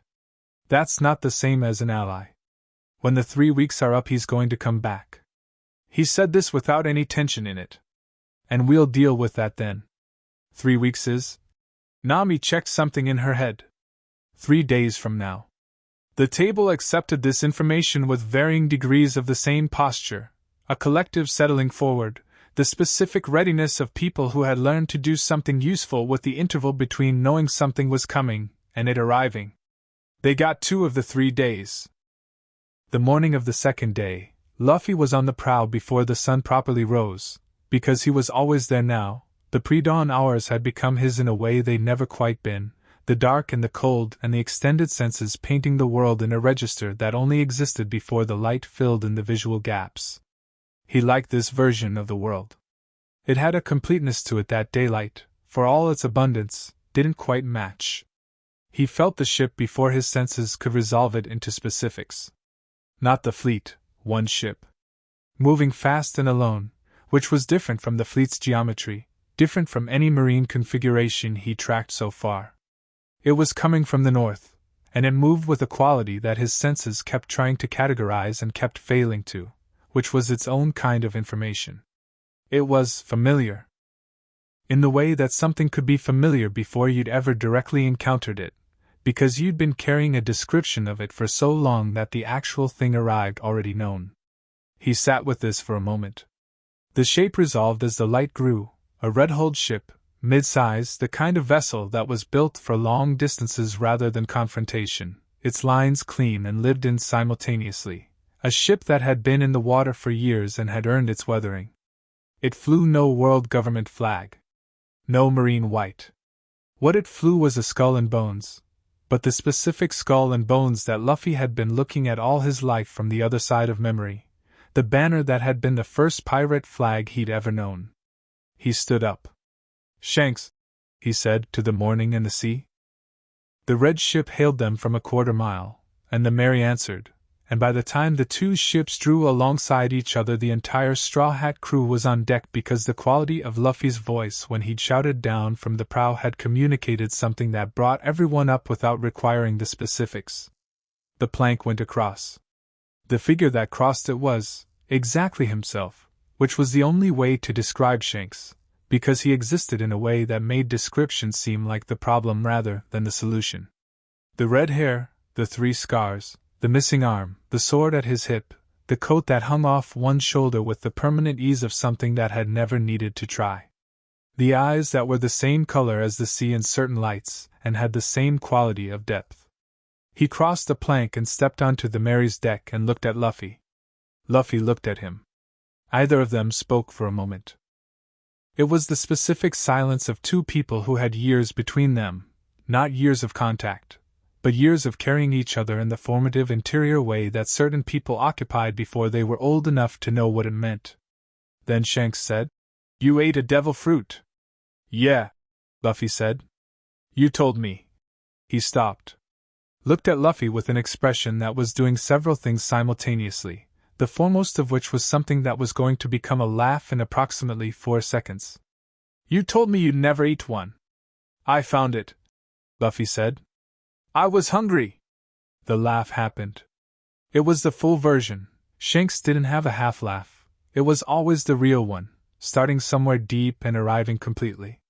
The crew behind Luffy relaxed in the specific way they did when a tension they'd been managing without naming it was resolved by external confirmation that the situation was, on balance, fine. "You were hungry," Shanks said.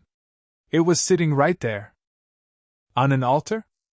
How did you?" Makino's grandson heard it from someone who heard it from a marine that was in Revan 2 weeks ago, Shanks said, which demonstrated with admirable efficiency the specific way that news traveled in the East and Grand Line's connected world when it was interesting enough.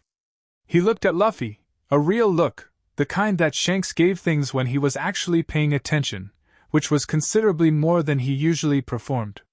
"The Kiketsu fruit," he said quietly. "You know it," Luffy said. "I know about it." He held Luffy's gaze. "I know what happened the last time it had an owner." "I know too," Luffy said. Shanks was quiet for a moment. He was doing the thing he did that Luffy had never seen anyone else do, actually looking at a person, all of a person, the way you looked at a landscape rather than a point, taking in the whole thing at once and processing it with the patience of someone who trusted his own assessment over any report or reputation. Then he exhaled once and said, "Yeah. Okay." "Okay?" Luffy said. "You're fine," Shanks said, with the simplicity of a verdict delivered after a genuine trial. Not relief, he hadn't been operating from fear, exactly. But some specific evaluation had been running behind his eyes since he'd crossed the plank, and it had now completed itself and produced a result he was willing to announce. "You're still you. More of you, if anything." "That's what Nami said." Shanks looked at Nami. "Smart," he said. "I know," Nami said. He took the seat that Sanji provided with the exact graciousness of someone who found good food genuinely moving, and the Mary's deck became the particular thing it became when it had extra people on it who fit, louder and more itself simultaneously, the crew's orbits expanding to include the new gravity without losing their own centers. Shanks ate. He asked questions that were good questions, the kind that showed he'd already thought about the subject rather than questions that were establishing baseline. He asked Luffy about the mist, and Luffy showed him, the cold coming off his fingertips, the tendrils drifting in the morning air. He asked about the blood memory, and Luffy described it without omitting anything, including Corvin, including the 22 years, including the fishing nets and the letter, and what he told the man. Shanks listened to all of it. When Luffy finished, Shanks was looking at him with an expression that didn't have a simple name. It was in the family of expressions that contained pride and worry and respect and something more personal, the specific texture of watching someone you believed in become more specifically the thing you believed in. "There's a reason the previous user went the way he went," Shanks said eventually. "It wasn't just the fruit. He was already moving in a direction. The fruit accelerated it, amplified it." He looked at his cup. "You know what direction you're moving?" "Yeah," Luffy said. "Don't stop knowing." "I'm not going to," Luffy said with the certainty that was not arrogance and not performance, and was simply Luffy's specific relationship with his own internal compass. "I know who I am." Shanks looked at him for a long moment. Then he smiled, the real one, the one that had looked the same for as long as Luffy had known him, unchanged by years or sea or loss. "I know you do," he said. They talked until mid-morning.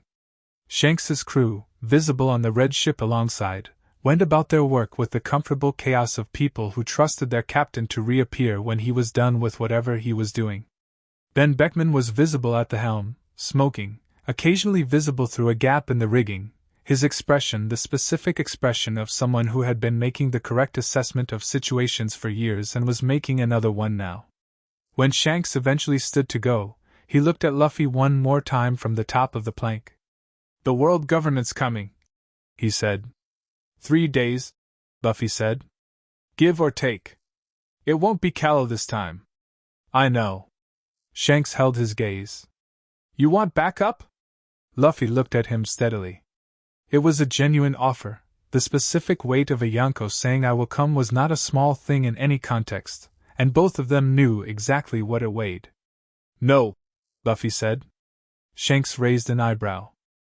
"I'm not going to get to be king of the pirates by using your name," Luffy said. Not ungrateful, the gratitude was there, solid and permanent, existing in the layer of things between them that didn't need to be said. "Whatever's coming, I handle it myself." Shanks looked at him for a long moment with the gray-red sea eyes, and then he laughed again, shorter this time, quieter, more personal. "Yeah," he said. "That's what I thought." He crossed back to his ship. The plank came up. The red ship began to move off, and Shanks went to his stern railing and didn't wave. He wasn't a waving person, but he stood there and watched the Mary in the specific way he had of standing and watching things that mattered to him. And Luffy watched him back from the prow, and that was the goodbye, and it was exactly enough. The fleet came at dawn on the 3rd day. Different configuration from Kalos, 10 ships instead of 7, and the geometry was different, not the encirclement of a capture operation but the spread of something that intended to be final. These ships were not here to observe. Their formation communicated this with the precision of an institution that understood how to use architecture to say things it didn't need to announce. No white flag. No signal flares. They came with their gun ports open. 10, Zoro said, standing at the railing. "I see them," Luffy said. "The one in the middle is bigger than anything Kalo had." "Yes." "Who's on it?" Luffy had been reaching with his senses since the ships appeared on the horizon, mapping the fleet the way he always did, the weight, the movement, the heartbeats, the specific quality of each vessel's commander. The leading ship in the center of the formation was very large and very fast, and the person on its command deck had a heartbeat that was different. Not slower like Kalos measured calm. Just different in a way he couldn't immediately categorize, which was unusual, because he'd become good at categorizing. "Someone new," he said. "Someone I can't read yet." "Is that a problem?" Nami asked. "No," Luffy said. "It just means I find out while we're fighting." Nami looked at the fleet. She had her climate tacked out, and her charts folded under her arm, and her expression had the particular quality it had when she'd already run every calculation and arrived at a place where the numbers became secondary to the people. "We're outnumbered significantly," she said, not with fear, just with accuracy. "When aren't we?" Sanji said. "Sanji," she said. "Nami." He looked at her with the specific look that contained everything he didn't say most of the time. "We've got Luffy." She looked at Luffy. Luffy was standing at the prow and the fleet was coming, and he was perfectly still, not the stillness of someone suppressing something, but the stillness of something that was fully present in itself and had nowhere to be other than here. The morning light hit him directly, caught the curve of the straw hat's brim, the clean line of his jaw, the specific quality of his eyes that was hard to describe and impossible to look at neutrally. He looked like something the sea had decided to make instead of a wave. "Stay close to the ship," he said to his crew, without turning around. His voice was even. "All of you. Whatever I do out there, stay close." "Out there?" Zoro said. Luffy stretched both arms wide and let the mist come. Not the controlled trickle of demonstration. Not the targeted application of the fire suppression. All of it, everything the fruit had been building toward in the 3 weeks since the Red Island, the full reservoir Chopper had been carefully maintaining and which was, today, at absolute capacity. The mist poured from him in every direction simultaneously, cold and thick and moving with the intentionality of something that knew where it was going, spreading across the water's surface in a tide that lowered the temperature of everything it touched by several measurable degrees. The crew stepped back. Not in fear, in accommodation, giving the thing room to be what it was. The mist reached the 100-meter mark and kept going. 200. 3. It crossed the water toward the fleet in a wave that moved faster than weather, and the leading ship's crews saw it coming with enough time to know what it was and not enough time to do anything useful about it. The temperature on the fleet's forward ships dropped. Visibility went to 0. Compasses reacted to the electromagnetic signature of a mist that wasn't natural and had opinions about direction. And then Luffy moved. He went into the mist form, full and complete, no held-back portion, the entirety of his physical body converting into the cold dark travel state that the fruit provided, and he moved through his own mist at a speed that was not a physical thing, not the speed of a body through space but the speed of a thought through a mind, and he arrived at the fleet's forward ship in the time it took to blink. He reformed on the gun deck. The Marines around him had time to turn, barely, before he hit the first cannon with a rubber-amplified fist that had picked up velocity through the mist travel and released it all on impact, and the cannon left the deck cleanly and went into the water, and the Marines on that gun deck discovered that two things were simultaneously true: they could not see through the mist. And whatever was moving through it was not limited by the same constraint. He went back into the mist. Moved. Reformed on the next ship. This was the weapon. He understood it fully for the first time as he moved, not the mist alone, not the rubber alone, not the strength or the senses, but all of it together, the Gomu Gomu no Mi and the Kyuketsu fruit operating as a single integrated system, each one making the other more than it would have been separately. The rubber body made the mist travel safe. There were no fixed edges to damage in transition. The mist made the rubber body invisible, untargetable, everywhere and nowhere. The enhanced senses mapped the fleet through the mist with perfect precision so that every emergence was exactly where it needed to be. He moved through the fleet like weather had opinions. Gun after gun.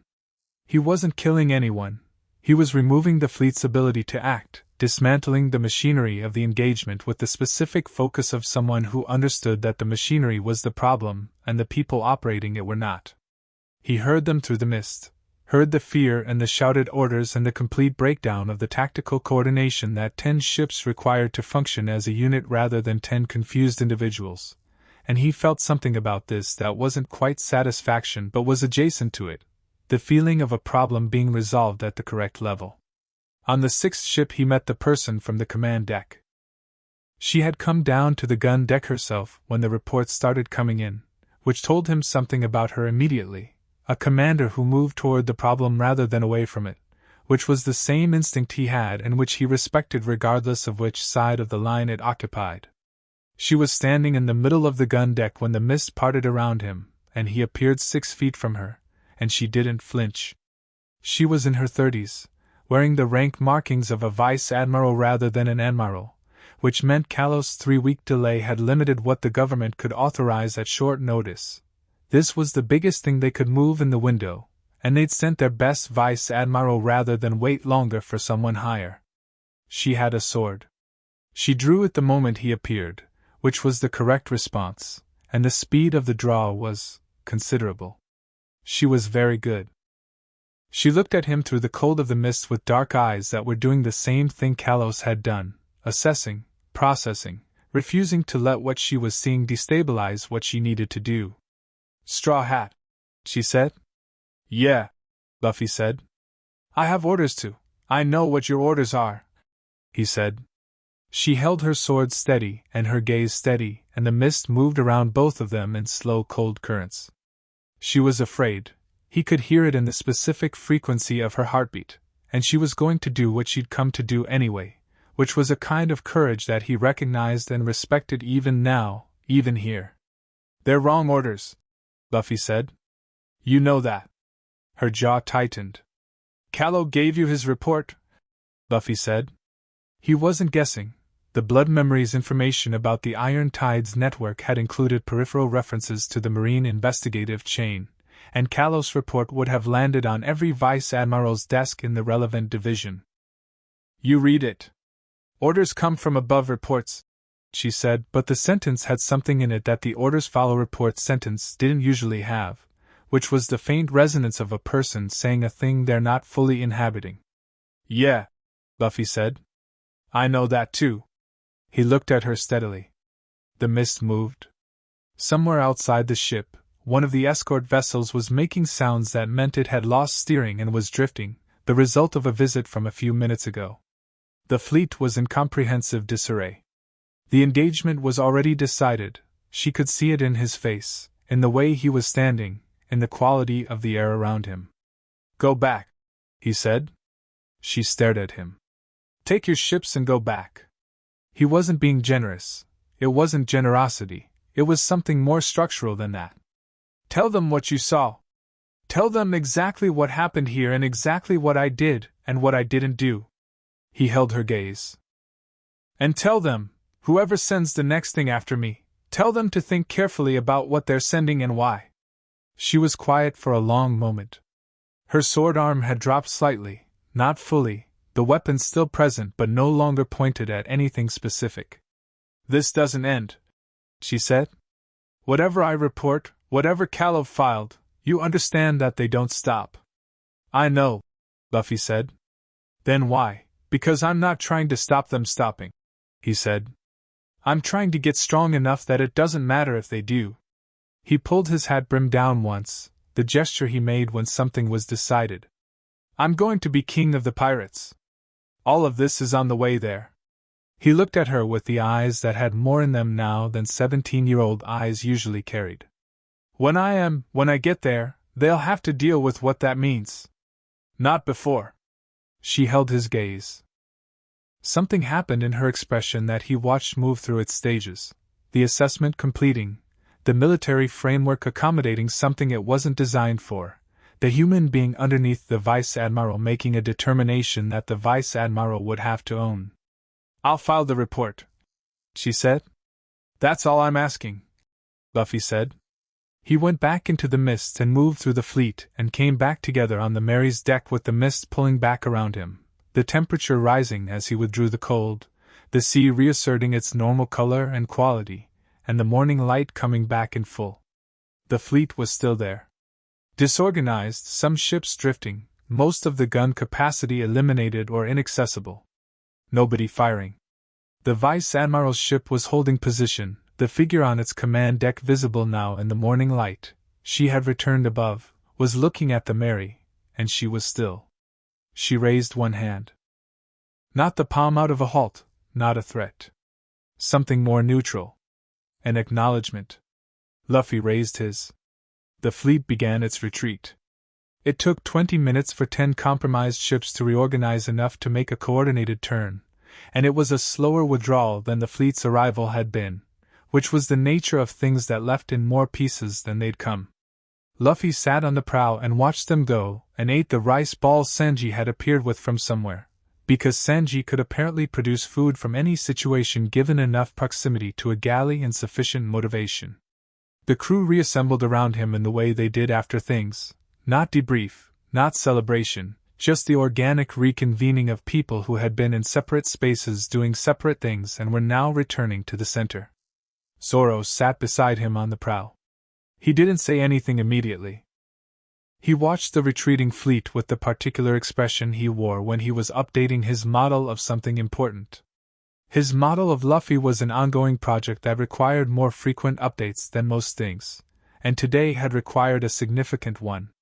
"The mist thing," he said eventually. "Moving through it." "Yeah. You were all over those ships at once." "Felt like it," Luffy said. "Not actually, there's a sequence to it.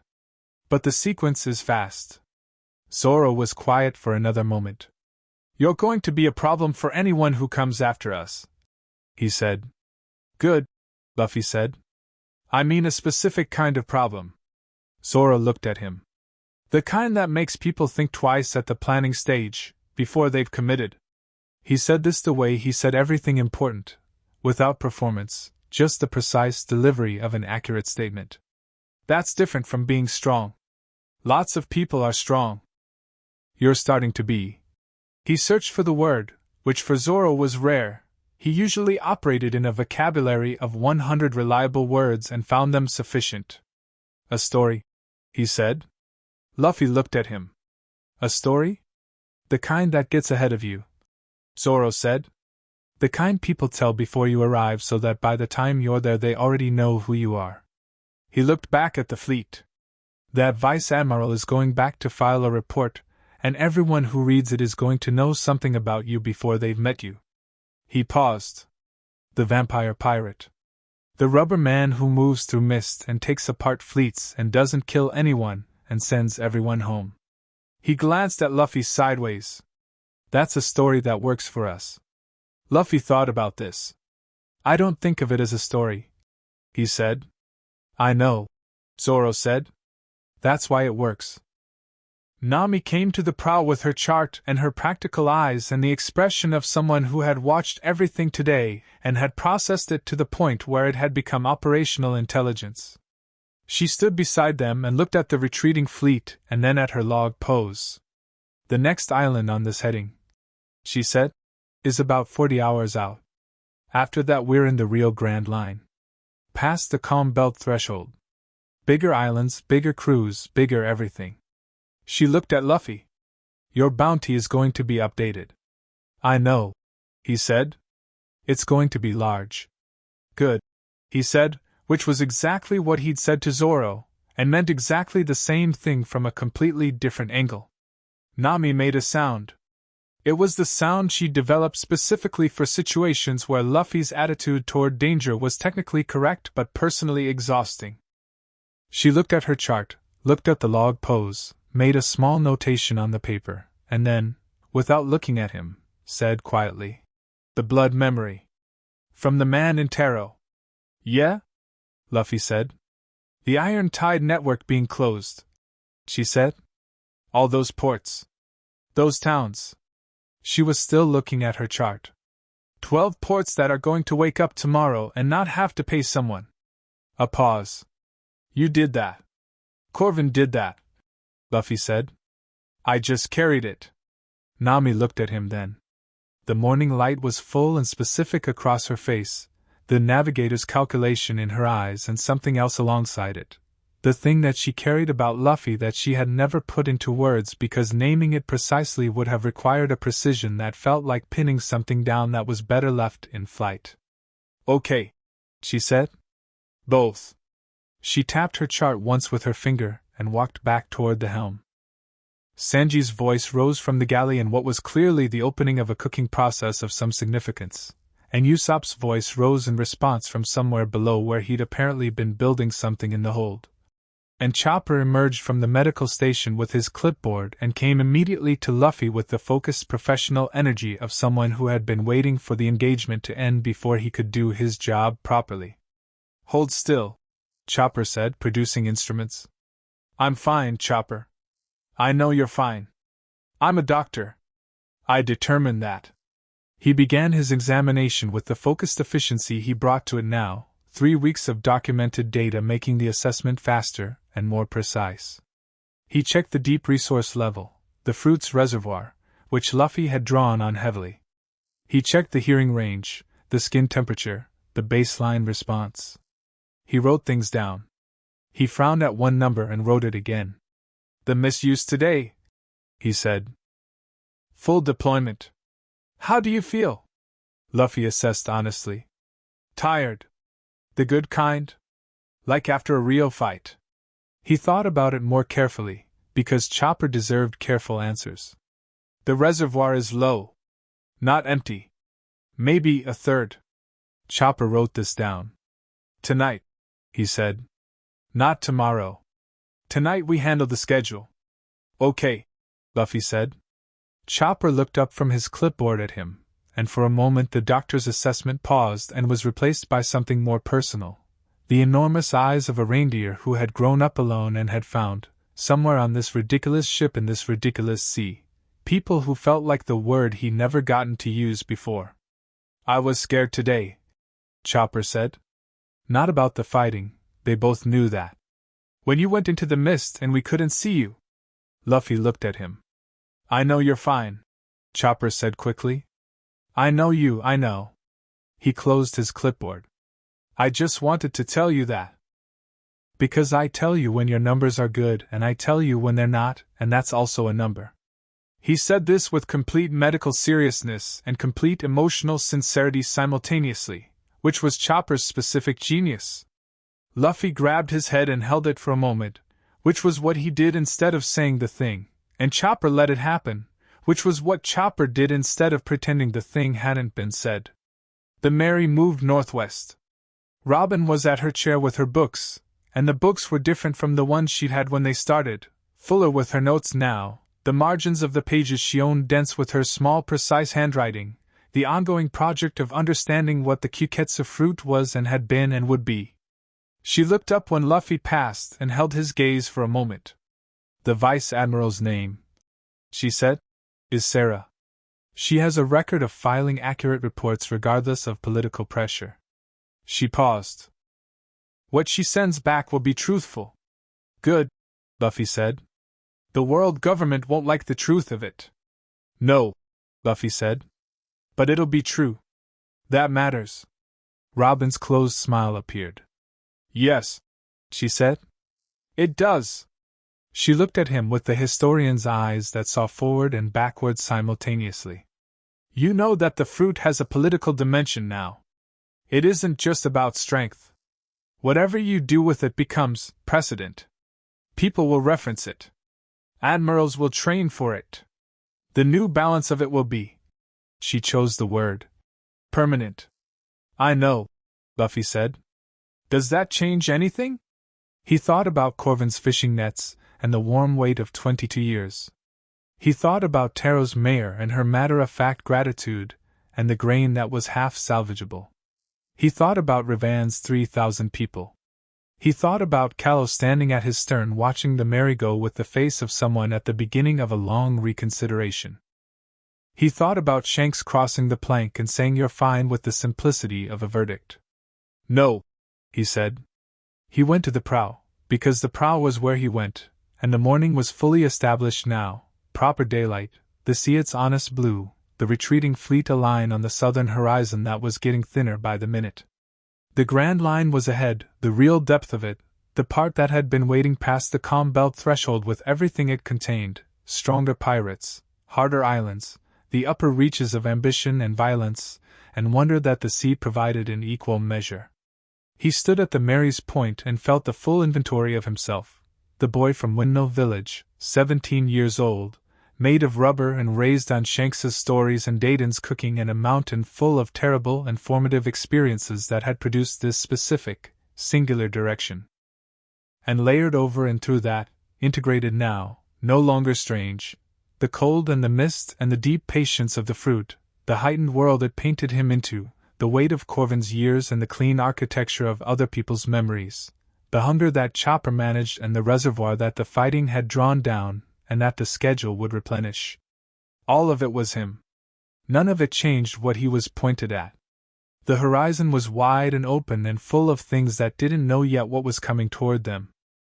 Luffy grinned, and the sea caught the light and threw it back, and somewhere in the Koran flats behind them a vice admiral was writing the most accurate report of her career, and somewhere further back a marine admiral was 3 weeks into a reconsideration that would take considerably longer to finish, and somewhere on a red ship running parallel, and out of sight a man with one arm was doing what he'd always done, which was believing in something he'd given a hat to years ago.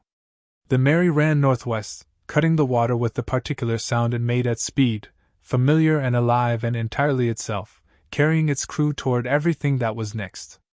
The Grand Line didn't know what to do with a vampire pirate who smiled at it. It was going to find out.